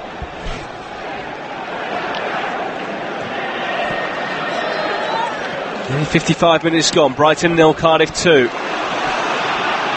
High ball here for Niasse, the chase. Headed away by Duffy. Niasse can't get anything on it. Claims of handball from the away fans who are behind the goal where Cardiff are attacking at the moment. Stevens plays it into the middle of the park, looking for March, who takes the ball on. Goes over. No free kick given. Could get a bit feisty, one would suggest, as time ticks on. Especially if the scoreline stays the same and Brighton are showing no signs of clawing the deficit back. Expect to see a few challenges flying in. So is that Brighton switching formation now with a forward coming on for one of their 3 midfielders? You'd think so, wouldn't you? I just have to have a look at it. Cropper and Stevens maybe playing as a 2 with Andone pushing up alongside. Well, we said at the break, didn't we, that they need to get more support up to Glenn Murray up front, and they've failed to do so. I mean, 10 minutes have elapsed in this second period and Brighton haven't shown any signs that they're making improvements on their first half performance. Both sides have made a change. Morrison with that crucial second goal, a header from a Camarasa cross. Manga heads away here, held on by Rules. Then Hoylett up to halfway. Niasse linking the play. Good move here by Cardiff. Mendez-Laing down the right. The Bluebirds looking by far the more confident of the two teams. Niasse midway inside the Brighton half. Wants to drive forward with the ball, but maybe better serve going wide. Helps it into the path of Hoylett. Niasse in the middle now. Rules, edge of the area. On his left foot, drives one towards goal. And it's blocked behind for a Cardiff City corner. They're looking pretty disjointed, Brighton, at the moment, aren't they? A sense of inevitability when you've lost 4 games on the bounce. And again, it's the clearance that Duffy had to make as Niasse was looming large behind him. So yet another corner for Brighton to defend. 11 and a half minutes gone in this second half. Can they score from another set play here, Cardiff? They've taken this one short. Oh, Hoylett's given his man the slip. Great play. Back for Bennett, who strikes it. Well blocked there by Stevens, I think, was back there. That was an inventive one. Really clever corner, wasn't it? Everybody thought Hoylett was going to play that ball back to Camarasa. Instead, he dropped the shoulder and jinked round his man. And it was blocked by Brighton defender Joe Bennett, the shot on goal. Cardiff still have pressure deep in Brighton territory.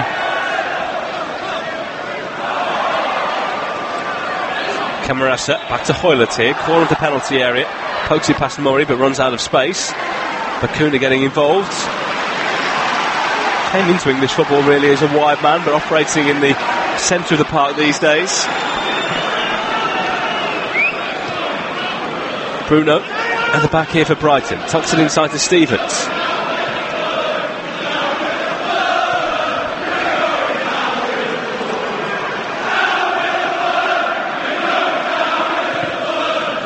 play here off Mendez-Laing, who's put in a solid performance so far tonight, having been recalled to the side. He has worked tirelessly, hasn't he, for Cardiff?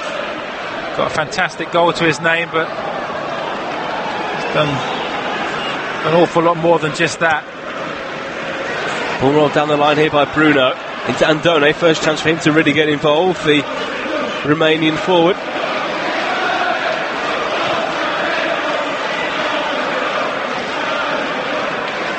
Dunk. Carrying it upfield, goes wide to Bernardo. Forward into Andone, who's fighting a losing battle against Morrison, who just shrugs him off. Andone falls down to the greasy wet surface beneath him. Tony Bloom watching on, big Brighton fan, owner of the club, decked out in his club's colours tonight. Man who's used to winning and losing, not only in terms of football, but made his money in the betting industry. The side heading towards a 5th successive defeat tonight.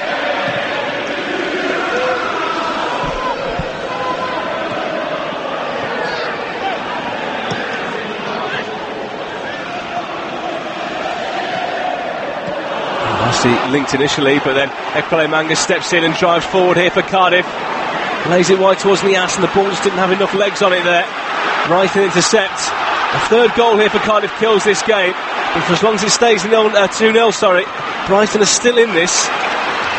Jahanbash down the right. Swings the ball in now. Blocked away by Bennett, and they can't prevent the corner here. The most positive thing Jahanbash has done all night is that's earned his team a corner. Manga will breathe a sigh of relief. He had a great opportunity to slot in Umar Nias, underhit the pass, and it in turn set Brighton away on the counter-attack. Corner down the right here for Brighton. In swinger coming up. High one towards the far post. Nodded back across goal. It's away by Ekpele Manga. Brighton have to come back out. Jahanbash works it back out to the right hand side. Nice ball into March, who comes in field, edge of the penalty area, evades 2 challenges, plays it down to the left. Brighton don't really know where to go with the ball here. No one seems to have the inventiveness or ideas. In the end it goes all the way back to Ryan. Poor, isn't it, from Brighton? Long drive from left to right, nodded on by Murray towards Andone, takes it down inside the box, Florian Andone goes over, and again Morrison does him for strength there. Morrison has a real fierce look on his face. He's relishing this battle, isn't it? Snarls at the Brighton fans as well when he goes in for that challenge with Andone. You can see how much it means to the Cardiff skipper. 61 minutes gone. Brighton 0, Cardiff 2. Mendez-Laing and Morrison either side of half-time. But you, Des, I love it when defenders celebrate tackle. There's something quite archaic about it, isn't it? It's just raw emotion. 1-0 what? Sorry, go on. So I had to celebrate tackles, I never scored. 1-0 Warnock chant the Cardiff fans. Good couple of thousand of them here tonight. With a 3.5 hour journey ahead of them back to Wales this evening. Work tomorrow will be oh so much sweeter if they can get 3 points here. And their next big trip away to Fulham. They'll be hoping for another 3 points. Lord knows what you're going to get from Fulham at this stage. Always a good day out, no matter what team you face. A day at the Cottage for the away fans. The weather's set fair for this weekend as well. On the banks of the Thames, a couple of watering holes on your way to the ground. What more do you want? I did read the temperatures were going into the 20s, I think, this weekend. Yeah, those of us more follically challenged might have to get the sun cream out for any games they may be attending in the next few days. I've got Easter egg hunt planned for Friday, so it better be sunny. Andone has given away a free kick here. The assistant flagging on that far side as we look down. Andone can't believe it. And the frustration really starting to get the better of the Brighton players out there now. They've just got to let it go and get on with the game here. Don't they? Fouled Equile-Manga, just put his arm across the defender. I think there's too much in it myself. That's not a foul, is it? Not a foul at all. He's just used his body when things are going against you.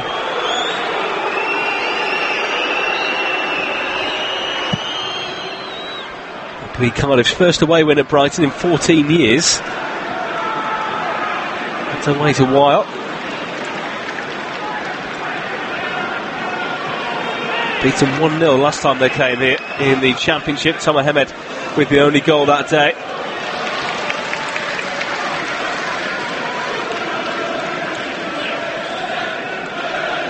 And here they're leading 2-0. And looking good for all 3 points. And given the way Brighton are performing, at this stage, I'm not wanting to put the curse on Cardiff City. I can't see any way back for the Seagulls. They just haven't really got going at all, have they? This 64th minute now. They've only had 1 shot in this second half. And this is the problem. They're just giving the ball away unopposed. Dale Stevens has had one of the worst games I've seen him have in a Brighton shirt this evening. This is what pressure does to you. Bakuna wide to Hoylett. Hoylett drives it forward, but straight out of play. It's a Brighton goal kick. What's it like in training in that kind of situation? Is everyone quiet, or is it just on match day when people are going to slip back into that mode of, we're losing each game? How does it kind of work day to day in the? You've got to try and keep upbeat. There's no point in taking that negativity into training, because you never get out of the rut. You've got to believe that the next game is the one you're going to turn it around, but it's very difficult to ignore once you have been on a losing streak. The feeling when you can see the goal, that kind of resolution that it's happened again. And this is what Brighton are showing this evening. You can tell that they're a team devoid of confidence.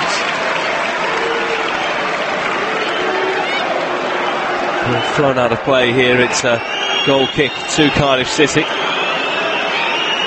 They're heading towards the first victory since the 9th of March. Before that, their previous victory was the 9th of February.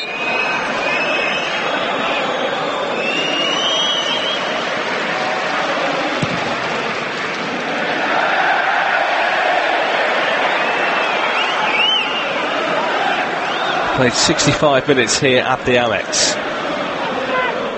Chris Hughton really needs the fans to try and help lift the players here now. It's a two-way thing. The voices you can hear at the moment, the Cardiff City fans.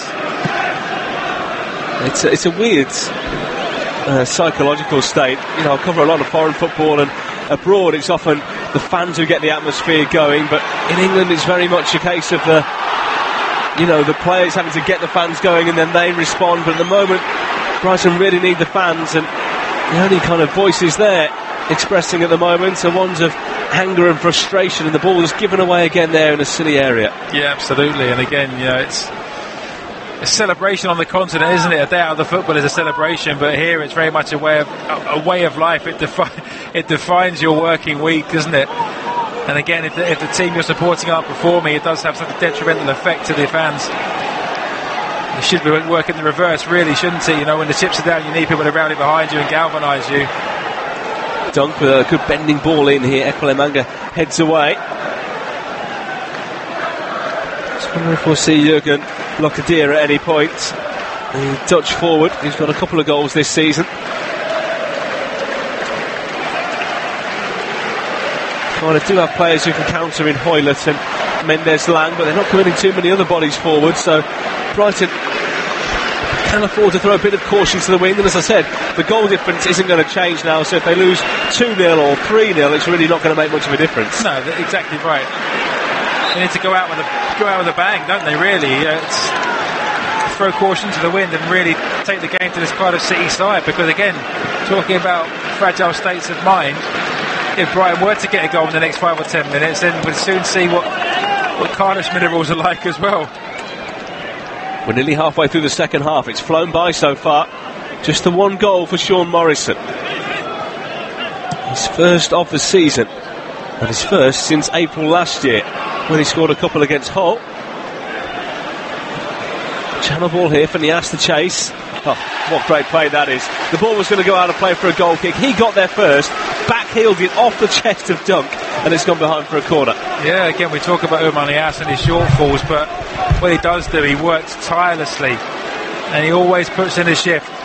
And what he's done there is chase a lost cause, and just when you think the ball's going to skip out for a goal kick, he nonchalantly flicks the ball back against Lewis Dunk, who can't believe it. And the ball cannons off the Brighton man behind for a corner. Rawls to take it from down the right-hand side. There's the slenderest slice of the ball hanging over the corner line. In front of the assistant. Swung in now as Cardiff look for a third, and Morrison got his head to the ball, asking for a corner. Goal kick given. Yeah, more hopefully asking for a corner than anything, wasn't it? But he got a lean on his man once again. Jose Izquierdo is coming on, and he's going to replace Jahanbakhsh, who's outstayed his welcome. Had to happen sooner or later, didn't it?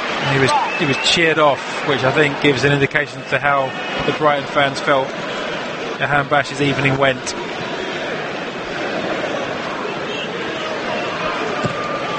Dunk with a high ball forward. They go direct up to Murray, who lets it bounce off his head. On to Andone, back to Murray, who gets the strike away. Just over the top of the bar. It wasn't far from nestling into the top corner there for Glenn Murray, and that would have got this stadium alive with noise again. As it is out for a goal kick, and he's the one racing after the ball, spotting it up, so the goalkeeper has to take it quickly. Yeah, you see it. All it takes is a split second, isn't it? And Glenn Murray's been starved of decent possession all evening, and the first half chance he gets, he almost trying to top of the net. I think Etheridge had it covered, in fairness to the Cardiff City goalkeeper. Half a chance. Is that the only opportunity he's had in the game so far? I can't think of anything else that he's done of note, really. Certainly nothing that's caused a problem for Etheridge. No, exactly right. I don't think there's been anything else he's done, to be honest with you. And again, I don't think it's down necessarily to his lack of endeavour. I think it's just been the quality into him that's been poor. Donny feels he should have been given a free kick here, as he was caught late by Morrison. Probably right as well, to be fair. I think had the ball not gone 40 yards behind him, the referee may well have taken a different view on that. In the Champions League, still Barcelona 2, Manchester United 0, and 1-1 now between Juventus and Ajax. That one will be going to extra time as things stand. No extra time here. But Cardiff will be giving themselves a massive leg up in their fight to beat the drop. Free kick given here to Brighton. A sarcastic clap by Sean Morrison. He's fortunate not to go into Andre Mariner's book for that. We've seen on countless occasions players being booked for dissent. Andre Mariner just raised an eyebrow and lets play carry on. Haven't been any yellow cards here tonight. We are inside the final 20 minutes now. Brighton 0, Cardiff 2. Bernardo standing over this free kick just inside the Cardiff half, lifts it high into the Cardiff penalty, a bit of pushing and shoving in there, and the referee blows for a free kick against Brighton here. The home fans were baying for a penalty, but Andre Mariner saw it the other way. Yes, Duffy is visibly disappointed by that decision. He's very much 6 of one, half a dozen of the other there. No free kick given for me. I mean, if anything, if the referee's got that correct. Morrison's arms are outstretched, Duffy's hanging on to Morrison's shirt. Andre Mariner's made the correct decision. Out of play here for a Brighton throw in the right back position.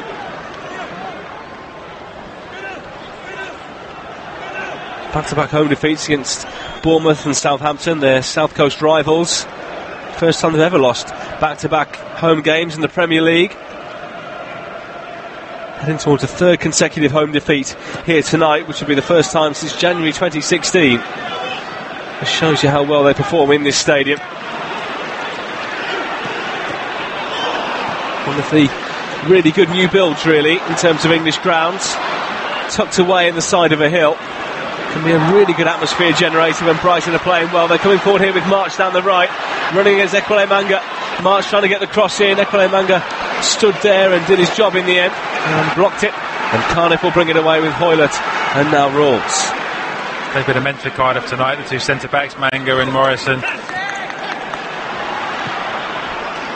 Brighton will start again here. Bernardo Launches up the left touchline. Gets it back from Izquierdo. The Brazilian takes it back off him and drives in field from the left to the centre of the park. Keeps on going, the number 30. Slips it in between two for Murray. Touch inside, then goes down, looking for the free kick there, and Morrison stretches his arms out and says, come on, is that the best you've got? It was hopeful at best by Glenn Murray, wasn't it? Neil Warnock barking at his players, but not as much as Chris Hughton is. Brighton have had over 80% of the ball in the last 10 minutes. Really just that one shot to show for it from Glenn Murray. Exactly right, and Cardiff's job done for Cardiff. All they need to do is sit in and absorb pressure. And the way Brighton are going about their business, Cardiff have been pretty comfortable so far. Izquierdo. He goes back. It's played forward here by Brighton, but it goes all the way through to Etheridge, who will eat up a few more seconds as he holds the ball in the corner of his penalty area. Glenn Murray holding out his fingers to try and show the referee how long he's got the ball in his arms for. Kick out by Etheridge. Picked up by Rawls though on the halfway line and almost sits on the ball. The referee says play on. Cardiff coming forward. Mendez-Laing down the right. They're just playing keep ball for a second here. Bakuna into the middle. Rawls forward to Mendez-Laing, back to Rawls again, but then he runs in to Bernardo, who wins it back, and in turn he finds Proper. Over on the right now is Bruno, approaching the halfway line. Wide to March, who started brightly, but has dropped off in the game since then. Here's a chance for them though, down the right. Andoni looked as though he got away from Ekwele Manga, but another fine challenge from the Cardiff defender, who's put in a really good shift tonight. Free kick here to Brighton. Foul this time by Morrison, who tells the referee that he got the ball, but Murray went over. A good crossing opportunity here. They've got to make one of these count, Brighton, now, haven't they? It's slightly ironic from Glenn Murray saying to Andre Mariner, how many times, but what the Cardiff centre-backs have done has been so tight. Every time that ball's gone into Glenn Murray's feet or any Brighton attacker, they've been all over them. Free kick from the right channel to be taken here by Solly March. Plenty of Brighton shirts in the penalty area. Whipped in now towards the far post. The goalkeeper comes, gets hands on it, and Cardiff are able to head it clear. Mendez-Laing picks it up now down the right. Sharp ball inside to Hoylett, who wins a free kick on halfway. And Cardiff do ever so well there. One to get out and get themselves right up the pitch by winning a free kick on the halfway line. Yeah, he's been a good outlet for him as well, Junior Hoylett, this evening. Ever willing, always available. As they Cardiff have dealt with everything admirably, haven't they, that's been thrown at them so far. Speculative long balls into the box from Brighton. Etheridge has been dominant, commanded his 18-yard box. The two centre-backs have been immense. The Cardiff midfield have put in a great shift as well, epitomised by Mendez-Laing and Hoylett, who were integral in that passage of play that earned Cardiff a free kick and stopped the play. Ball down the right here. Camarasa is after it. Gets to it by the byline. Can he keep it in play? Just, but Brighton win it back off him. And they'll bring the ball away down the left now. We're inside the final 14 minutes of the 90. Murray lays it back. Fans wanting to go forward here. Bernardo up to the halfway line. Plays it out to the left. Deflected out of play for a Brighton throw. There's going to be a change there for a second, but Chris Hughton is trying to hurry up his side to get on with things here. Proper in the centre circle. Back as far as Stevens. Proper alongside him. The two playing alongside one another now, having started in a three. Bruno plays it forward, right channel. Izquierdo, lovely back heel into the penalty area. Chance for a goal back, and what a block that is there from Sean Morrison. Arguably a goal-saving challenge. What a performance has it been by the Cardiff City skipper Sean Morrison. Once again, last line of defence. It was good interplay this time by Brighton. And Andoni had an opportunity 10 yards from goal, and the Cardiff skipper just threw himself at that ball. Corner taken short. Into the box again. Back out to Stevens, who stabs it towards goal without any real power. It comes back out to the right wing. Izquierdo bends the ball in. Poor delivery. Cleared away by Bakuna. Bruno into the centre circle now, where he finds his teammate Proper carrying it forward. Stevens back to Bruno in the right channel here for Brighton, but a really poor ball forward again. Only finds Hoylett, who played out quickly, and Nias is away down the left. Can he finish the game here for Cardiff? Nias, left corner of the penalty area, goes on the inside, then outside. Nias bearing down on goal, plays the ball across, and in the end the defender gets a touch on it. Hoylett trying to challenge him for the ball. Brighton will bring it away. Cardiff, they're nearly with a chance to win this game and finish it as a contest. Great play by Oumar Nias, wasn't it? He felt he'd run down a dead end. Showed a really imaginative bit of skill to get away from Duffy. He had no real support. And Joe Bennett's gone into the book for a rugby tackle on Florian Andoni on the far side. With a yellow card shown here to Bennett after a block after the ball had gone. Mendez-Laing is down on the turf at the moment. Such a cramp, I think, in inverted commas. But there's going to be a change here. It looks like Mendez-Laing's game is up here. What a goal it was for him to get Cardiff going. Yeah, he brought back into the side, and huge impact, hasn't he, this evening? Fantastic goal. We're going to see a replay on our monitors now as he takes his time leaving the pitch. A fantastic strike. Really set the tone for Cardiff City, and his performance has been full of industry and creativity. He's put in a marvellous shift, and he's given Cardiff City the platform for what looks like it's going to be a vitally important 3 points this evening.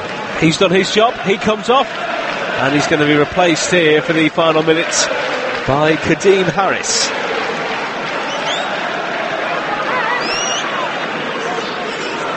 So he comes on. Second change for Cardiff. The 25-year-old comes on. Really hasn't played too much football in recent seasons. He's going to have to put in a big shift here in the last 10 minutes as we pass the 80-minute mark now. Cameras are screaming at the referee wanting a free kick, but play goes on. March has it on the right. As bizarre as this sounds, and as bad as Brighton have been, this game is not over for them yet. It's not. We're ticking to the final 10 minutes plus whatever stoppage time is left to play. You know that one goal changed the whole dynamic of this game. Izquierdo coming in off the left-hand side here for Brighton. Gets the strike away, but sends it well over the top of the bar. Bringing back memories of the 2015 Rugby World Cup games that were hosted here a few years back. That wasn't his greatest effort. Certainly was not. He's struggled to make an impact since he's come on, Jose Izquierdo. The same can be said for a lot of Brighton's attacking play. Just haven't got going. Some pretty glum-looking Brighton fans here tonight. Some with some elaborate dress. A guy here with an inflatable seagull on his head. It's like a deflated seagull.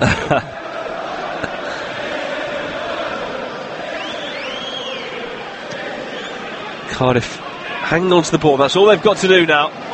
Let Brighton chase them. Which will inevitably leave gaps in behind for them to exploit.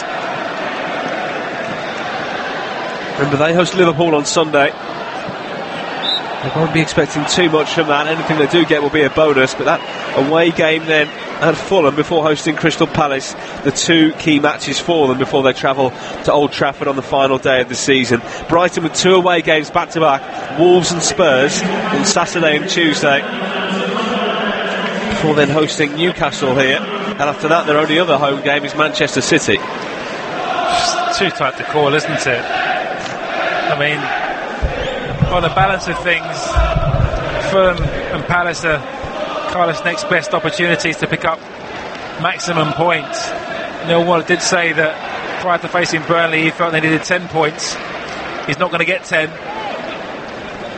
but my oh my, they've given themselves a chance this evening with this performance and this result, should it stay as it is. Free kick here to Cardiff. In the Champions League, Barcelona 3, Manchester United 0. Felipe Coutinho with the third goal there. Manchester United heading out of the competition. Solskjaer's future must be in doubt now, surely. He'll be struggling. Not quite at the wheel as he was earlier in the season. Hoylett driving forward with the ball here for Cardiff, plays in the ass, edge of the area, takes it down the chest, snapshot, well blocked there by Duffy. Cardiff have it back again though, they want this third goal, can they get it? Hoylett, wide left, it's Harris actually, who loses the ball and then gives away the free kick, but doesn't matter, he's deep in Brighton territory, it's a long way from their goal to Cardiff's. We played 83 minutes, Brighton 0, Cardiff 2. Mendez-Laing on 22 and Morrison on 50. With a free header just 5 minutes into the second half. There's going to be another change here. Kenneth Zohore is going to come on for Cardiff. Brighton still have one change left.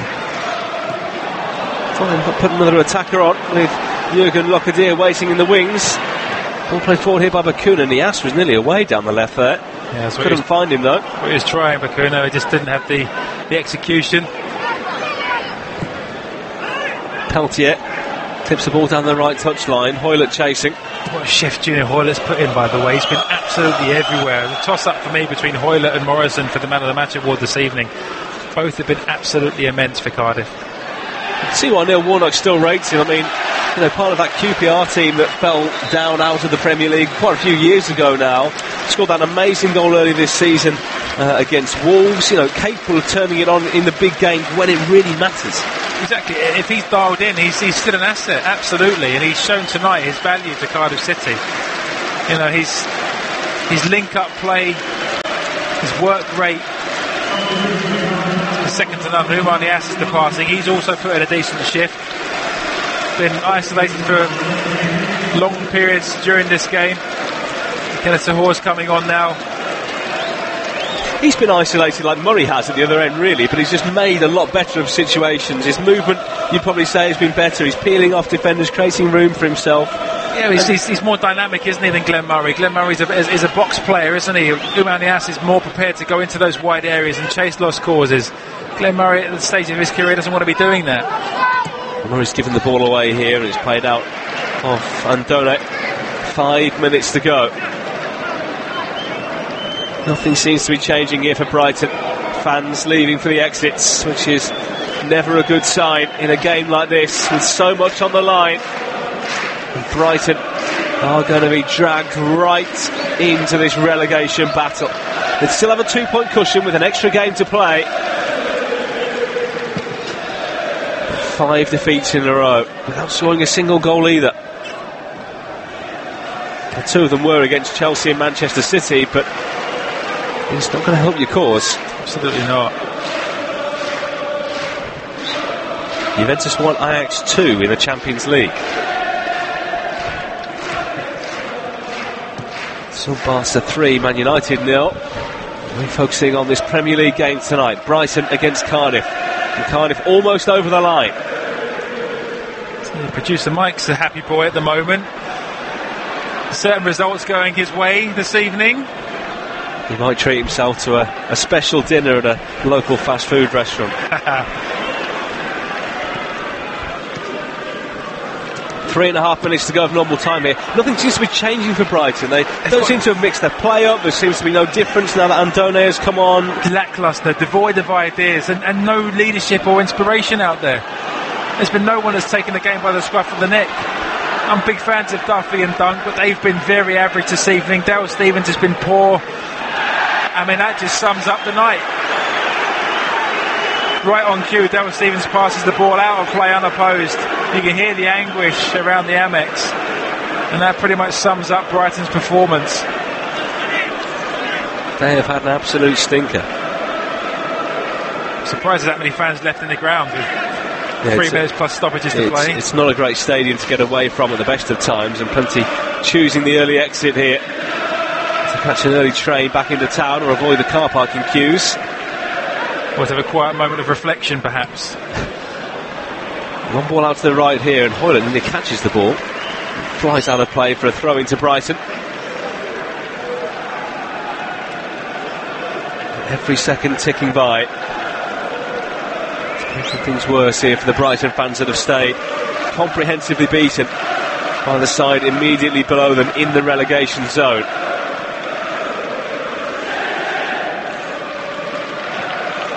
Talking all over after the game. We're still on air for another half an hour. Plenty to digest and reflect on here and elsewhere in the Premier League. And it seems now that Duffy has joined the attack. He's gone up there to help out everyone else, but looks like Neil Warnock's side are almost there, and are going to be getting 3 valuable points this evening. They'd still be in the relegation zone, but 2 points behind Brighton. They are going to have to win at least one more game, but they've given themselves the best possible chance.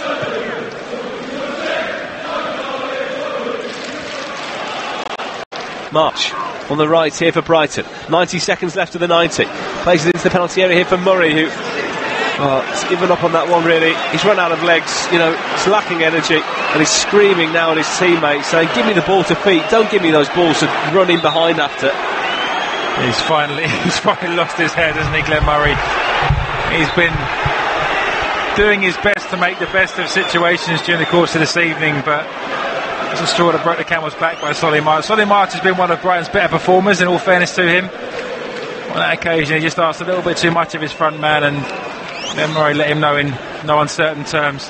One of the things that Chris Hughton was saying coming into this game was that he wanted his team to have some composure, and they've had no composure. No. None of the players have, brought their A game in terms of passing with them tonight. So many balls have gone astray or out of play. And Murray's given one away here. Bennett fouled by March, and that will take us just about into added time at the end of the game. And there haven't really been too many stoppages. Can't really see there being more than 3 minutes. And the ordeal for these Brighton fans is nearly over. It's been an awful few days for them here at home. Those Cardiff fans making all the noise you can hear at the moment are going to be going back to South Wales very, very happy indeed. 10 seconds left of the 90 minutes. Brighton have it.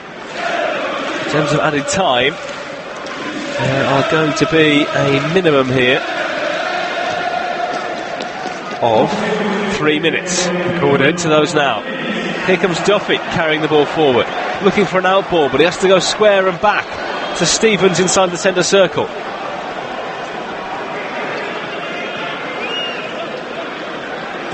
Works it wide, Stevens. And Done back into the middle of the park. I'm surprised they haven't committed more resources forward sooner and just tried to play a bit more percentage football, or at least loading the balls into areas where it might hurt Cardiff. I'm just trying to work out what Brighton have been all about this evening, to be honest with you. There's been, even if they just lump people forward, play percentage football, but they've done nothing. It's been such a wet performance by Brighton. It really has. Zahor holds it up near halfway. Rules. Harris down the left. Tries to lay it back. Kicking it away. Brighton with a chance to attack down the right. There's 2 minutes of added time to go. Lifts it into the box now towards Duffy in there. Comes back out as far as Izquierdo. Stevens hoists it high from deep into the penalty area once more. Bruno attacks it, but Ekpele Manga gets it away. He and Morrison have been so good at the back, haven't they, for Cardiff? Yeah, they've just snapped up everything that's been thrown at them. They've been so assured. I mean, Brighton haven't tested it that much, have they? Let's be honest. But what they've dealt with, they've dealt with admirably. Break on now for Victor Camarasa. Camarasa trying to go down the right-hand side. He hasn't got too much left in the tank, but he's found Hoylett. He hasn't got anything left at all. He's just run it straight out of play. Warnock screaming at his players, saying there's 2 minutes to go, in a slightly more aggressive way. Yeah, let's hold out. He wasn't impressed with Victor Camarasa's decision there. There's only 1 minute to go now. And Done inside the Cardiff penalty area. Holds it in the corner of the box now. Morrison tight to him. Lucky not to have given away a free kick in. The two battling away for the ball. And Bennett fires it into Rosette. Morrison's loving every second of this, isn't he? It's been such a combative performance. Throw in here to Brighton and Hove Albion. Throw goes down the line. Anything now is just going to be a consolation, surely. Time is almost up. Delivered into the box again. High one towards Murray, who hits the post. And that just about sums up Brighton's night. It's arguably as close as they've been all night. It is. It's the closest they've been. with the exception of a snapshot from Glenn Murray all of half an hour ago. Bruno's throw into the box. Murray tries to lay it off, but Izquierdo had run the other way, and that will just about be full time. Last cross now from Bruno into March, corner of the penalty area. It's got to go in here. March going round the houses, trying to get the strike away. Too many bodies there. He's fouled. Free kick. And with over 3 minutes of added time gone, this will be the last chance of the game. But as a contest, it's over. Cardiff have 3 points in the bag. Just a free kick now for Brighton to get themselves a very rare goal.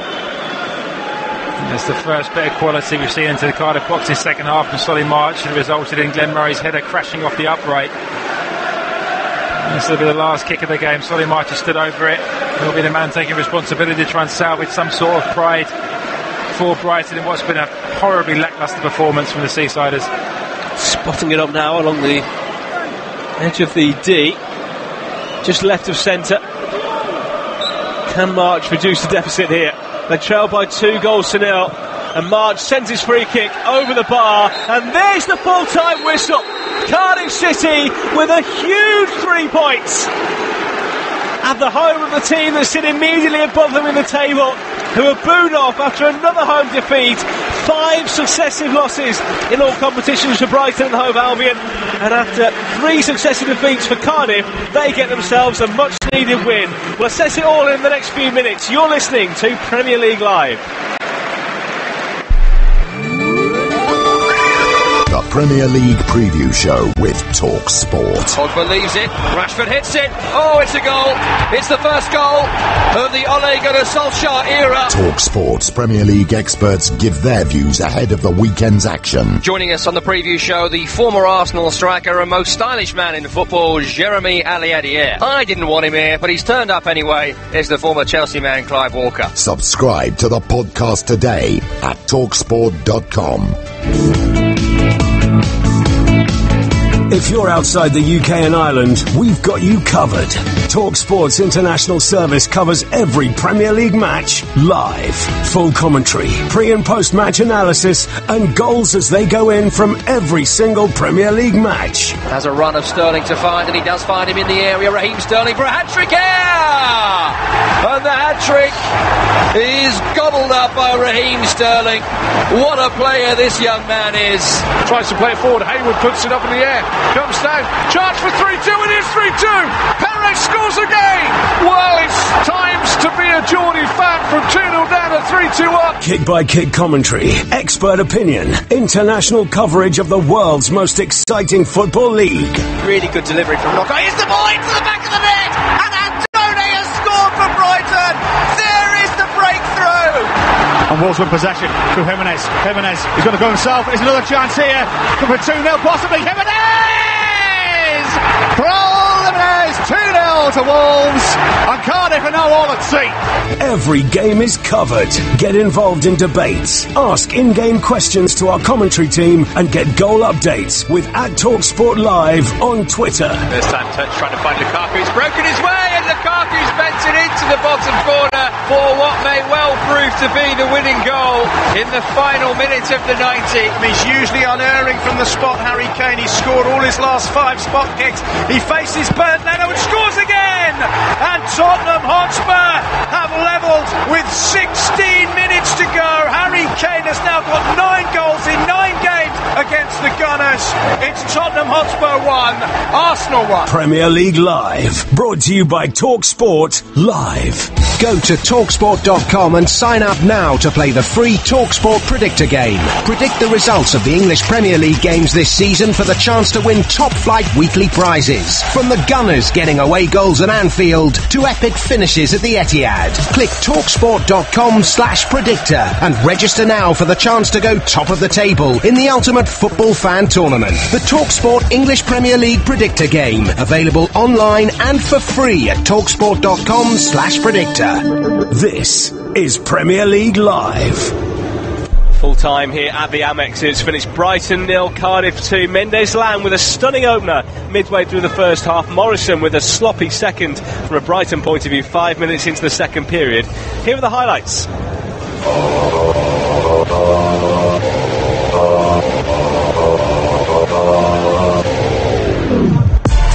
giving the throw, but it's a Brighton ball taken quickly by the Brazilian.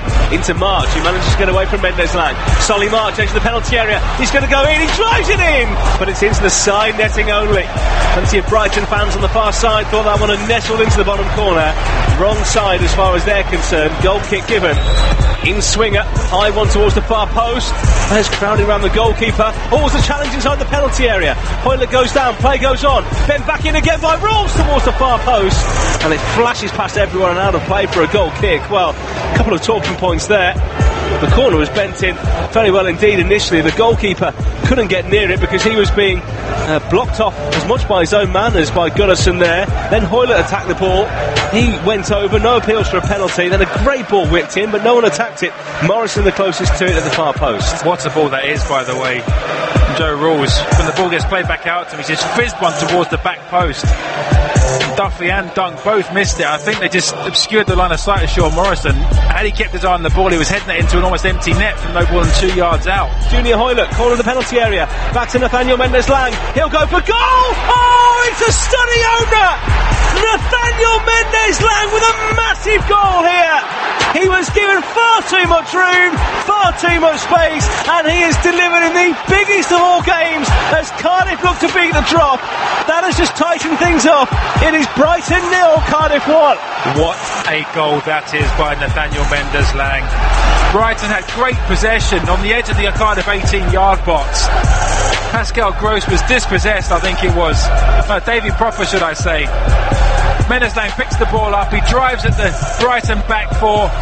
The ball's rolling to the feet of Junior Hoyle, and Brighton just back off. This is bent into the box now for Cardiff City towards Morrison, 2-0! And that may be the game-clinching goal. A massive 3 points for Cardiff City heading their way.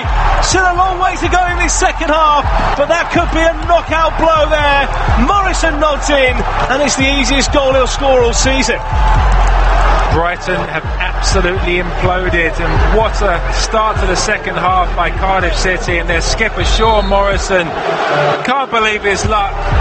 It's a decent ball in by Camarasa, floats towards the back post. Lewis Dunk just completely misjudges the flight of that ball, gets underneath it. And Sean Morrison, actually give him credit, it's a decent header, isn't it? Back to where it came from, hard and low. Gave Matty Ryan no chance whatsoever, doubles the Bluebirds' lead. But what a huge result this could be for the Bluebirds. I know there's 40 minutes still to play plus stoppages, but my oh my, they've given themselves a fighting chance. Well, Brighton are going to have to throw some resources at this now, as far as Stevens, Proper alongside him, the two playing alongside one another now, having started in a three. Bruno plays it forward, right channel. Izquierdo, lovely back heel, into the penalty area, chance for a goal back, and what a block that is there from Sean Morrison. Arguably a goal-saving challenge. What a performance has it been by the Cardiff City skipper Sean Morrison. Once again, last line of defence. It was good interplay this time by Brighton. And Andoni had an opportunity 10 yards from goal, and the Cardiff skipper just threw himself at that ball. So it's as you were in the Premier League standings, at least in terms of positions. Cardiff still in that third relegation spot on 31 points from 34 played. Brighton, the place above them, the other side of the relegation line, 33 points from 33 played. Their game in hand comes next Tuesday away at Spurs, a game you'll be able to hear with us live here with every other Premier League game for the rest of this season. Reece Weston, former Cardiff right back, still alongside me. How good were Cardiff, but how bad were Brighton? I think an exact combination of the two. I think coming into this game, both teams should have been aware of how important the fixture was and how it represented an opportunity to secure their respective Premier League statuses. But only one team really got going, and that was Cardiff City. You know, Cardiff were quite happy to contain Brighton initially. They looked bright on the counter-attack. Brighton offered nothing going forward from start to finish. It was a fantastic opening goal when Nathaniel Mendez-Laing. And from that point onwards, you could almost sense the inevitability inside the Amex Stadium. The Brighton fans, and unfortunately the Brighton players, just couldn't recover from it. And Cardiff got their second goal by my man of the match, Sean Morrison, from a set play. And they kind of summed up Brighton's performance, how easy that goal went in. And they just couldn't find a way. They had no intensity, no creativity. And it was a really disappointing performance from Brighton on the night. So if you're Chris Hughton now, do you go effing and blinding in the dressing room, or do you try and find the positives out of it and say, look, we've now got to move forward to Wolves on Saturday, it's a massive game, we've got to get this one out of our system, as they probably did after the 5-0 beating by Bournemouth at the weekend? Well, he'll know his players better than anybody, Chris Hughton, and he'll know the best way to manage them and to try and get them back on track. From my perspective, I'd be going in guns blazing. I mean, there's ways of losing a football match. If you're outplayed and hands down the second best side on the night, you could sometimes go, do you know what, we're beaten by a better team, let's move on. But when you haven't turned up, I mean, some of the performances out there tonight were nothing short of shocking. Now, I'm not going to name individuals because I've been dug out before and it's not particularly enjoyable, but there are a lot of Brighton players that need to have a little bit of a chat with themselves after that, because it was nowhere near good enough and what's expected of a Chris Hughton side. But he can't change too much, can he? I mean, it's a fairly established defence that he's got there, especially the two centre-halves, and Bernardo's the regular full-back. Stevens has always sat in front of the back four. You know, gross and proper maybe, and Jahanbakhsh didn't put in his best performance, so maybe it's that kind of midfield area where he's got to freshen things up. But he made 5 changes coming in tonight. You can't keep chopping and changing, can you? No, I'm big fans of Duffy and Dunk. I think that they've forged a really strong partnership that could probably play at a slightly higher level within the Premier League. Absolutely. But you need 11 players to gel and to have a cat and hell's chance of surviving in the Premier League. And if you've got 5 or 6 players off the pace, even when you're playing a team in and around you at the bottom of the league, you're going to get punished, and Brighton have had exactly that done to them tonight. Brighton without a win in 5 games, well, they've had 5 successive defeats without a goal in that time as well. Do you think that kind of sense of free fall that they're in at the moment is going to carry them over into the relegation zone? It's not looking great for them, is it? And again, I don't doubt for a second Chris Hughton highlighted the importance of this game to his players and how significant a victory at home, especially given the defeat against Bournemouth at the weekend, how vitally important this could be in the context of their season. I'd be concerned, from Chris Hughton's perspective, to get a performance like that at this stage of the season, given the importance of it. It's not looking fantastic for Brighton with a run in. For now, thanks Reece. We're going to have a listen to the best of the Premier League action from the weekend that was, full of drama, full of goals, full of incident, especially that game between Watford and Arsenal last night.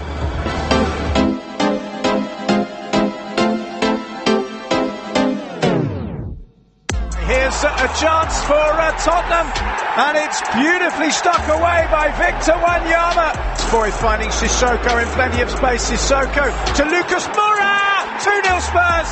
Here's Christian Eriksen looking for that third goal. Clips it in. Moura, and there it is. 3-0 Tottenham Hotspur. Moura's got his second, and he score again on this ground. He's going to try and set up Moura for a hat-trick. Oh, he's got a hat-trick. It's a wonderful finish by Lucas Moura. From James Ward-Prowse. It's gone all the way through. Vestergaard went down in the middle. Yoshida hit an overhead kick. It's come for long, and the ball is in. Wolves appeal for offside, but it's in vain. And for all the visitors' pressure, it is Southampton who get the 4th goal of the match. Babel into the area early in this half, lays it back and left-footed into the bottom corner. It's tucked away by Tom Kenny. Nicely laid off by Mitrovic, then Babel races clear of Coleman, and he's up against the goalkeeper, chipped it over him, and Ryan Babel dinks Fulham into a 2-goal lead here at Craven Cottage.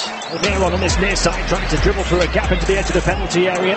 Richie picks up the baton and runs with it and gets a lovely cross into the near post, where it's flicked home by Jose Perez.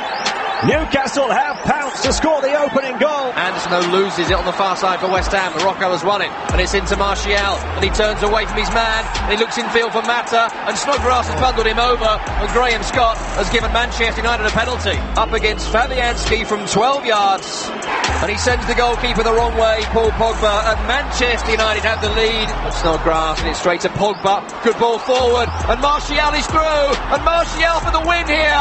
That's got to be a penalty, surely. That's got to be a penalty from Fredericks' challenge. It is a penalty. It is just a yellow card for Ryan Fredericks, who went to ground, and it'll be a second penalty of this game for Manchester United. Pogba once again from the penalty spot up against Fabianski. A big puff of the cheeks, and Pogba scores.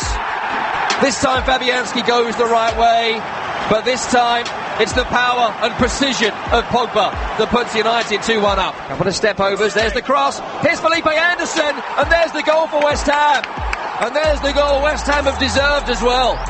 Felipe Anderson sneaking in, it's a lovely ball towards the back post. De Bruyne into Sterling, he's into the penalty area, Raheem Sterling over the goalkeeper, and it's 1-0 to Manchester City. Back to Sane across the box, Sterling, 2-0 Manchester City. Well, here's Milivojevic, we know about his prowess from the penalties. What about a free kick? He scored! And maybe this game is not all over. And he's found Jesus just about inside the penalty area. And that's the goal that wraps it up for Manchester City. And Henderson wide on the right delivers the cross. And it's a free header far post for Mane. And Liverpool lead. It's 2-0. It's a peach into the far top corner for Mo Salah. 2 for Liverpool in as many minutes. A statement of intent in the title race. Foster, in his own 6-yard box, Foster! Oh, he's been caught! He's been caught, Ben Foster, and Aubameyang has scored! Absolute howler from Ben Foster! Hold on here, we're going to have a red card. To Deeney. Challenge by Deeney. Now, bearing in mind Torreira's about a foot shorter than Troy Deeney, he's been caught in the face by a flailing elbow. The weekend ending there with that strange old game between Watford and Arsenal last night. 1, what did you make of the red card? And 2, what did you make of the goal? I've seen the red card incident a few times. I just think I know Troy, and I'm a huge fan of his. I just think he'd give the referee a decision to make. Do you know what I mean? It wasn't a natural movement of his arm. That's what's done him essentially, is the fact there was a distinct movement towards Lucas Torreira as he's gone past him. 10 years ago would have been a red card, no, but the game's moved on, and obviously Troy protested his innocence, and he wouldn't have done so vehemently had he not felt there was injustice there. But what ensued after that was Watford were a better side for the majority of that game. I didn't think Arsenal played well at all. The away day hoodoo seemed like it was going to kick in again.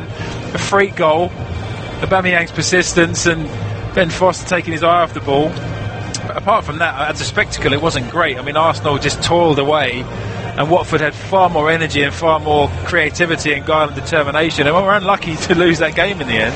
Well, let's hear what the thoughts were of Unai Emery after the game. He was speaking to our man Adam Leventhal.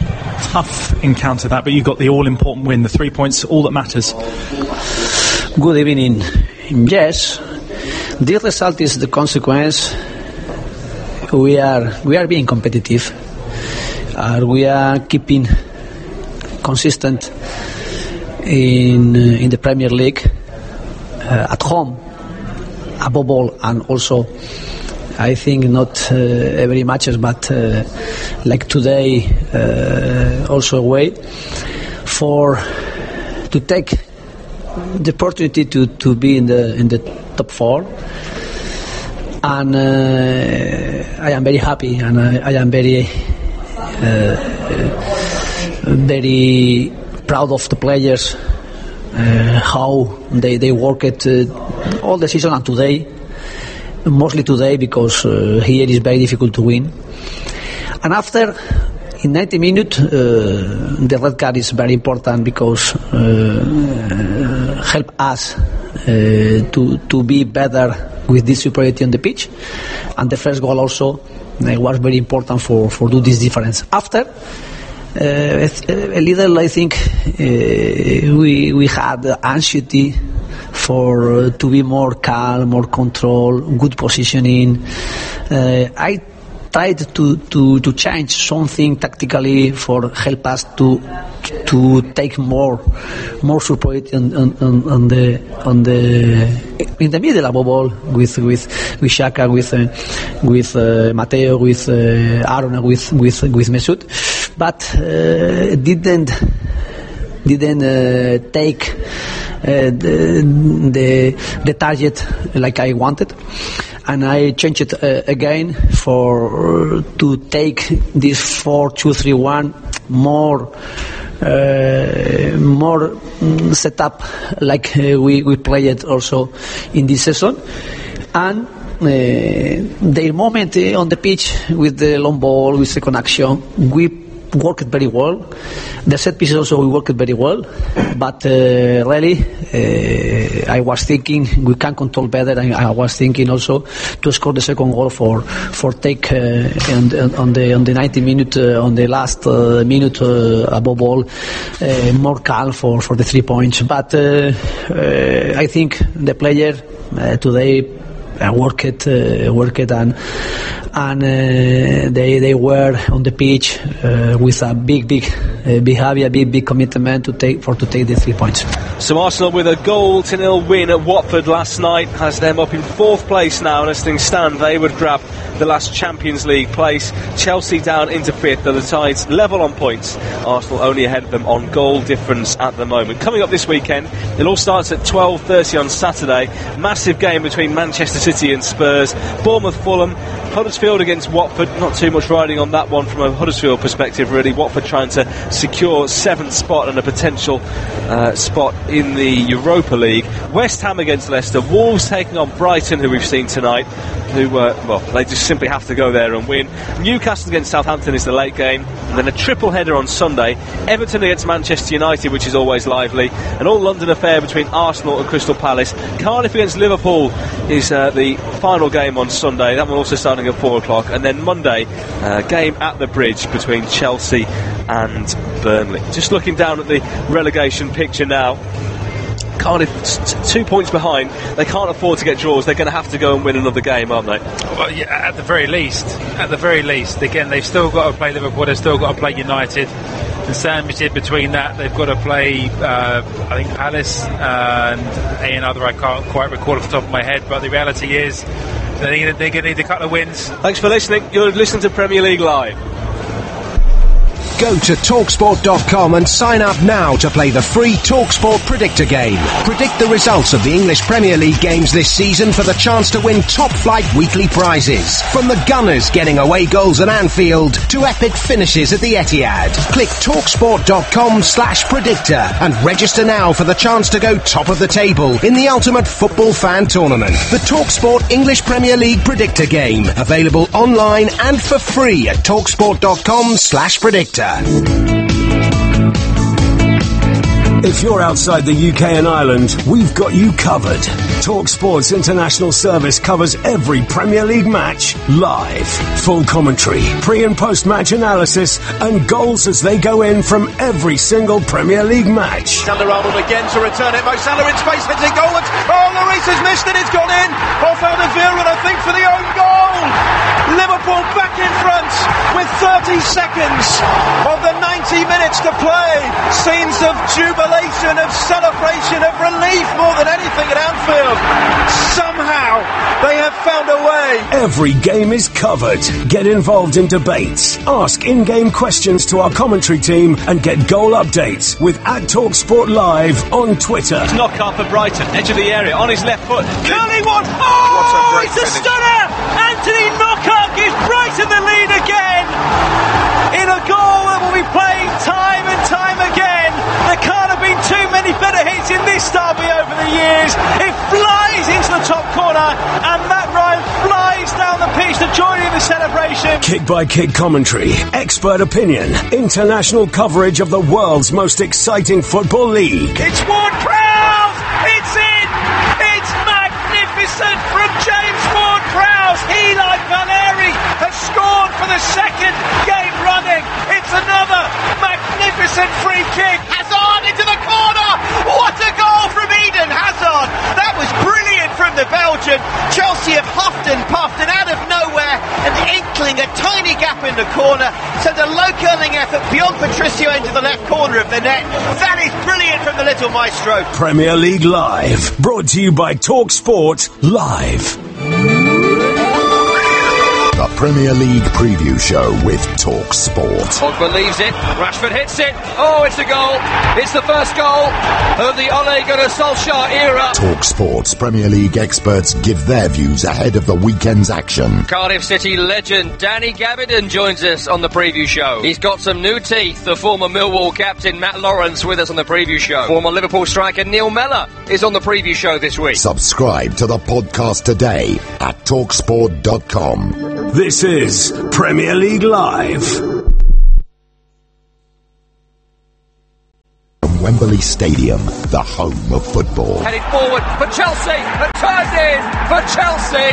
Early doors, Victor Moses has scored the first goal of the brand new season. It's the Premier League champions against the FA Cup winners. The blue moon rises over the rest of the Premier League once again. Cesar Azpilicueta and Gary Cahill who lift the FA Cup for Chelsea. English football is back. Now De Bruyne's got another shot!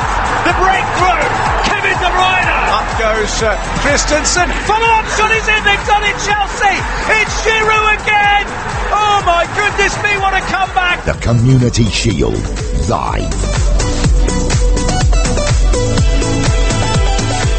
We are back. Welcome to TalkSport's coverage of Chelsea against Manchester City from Wembley Stadium. I'm your host Tom Rennie. Alongside me is the former Charlton, Wimbledon and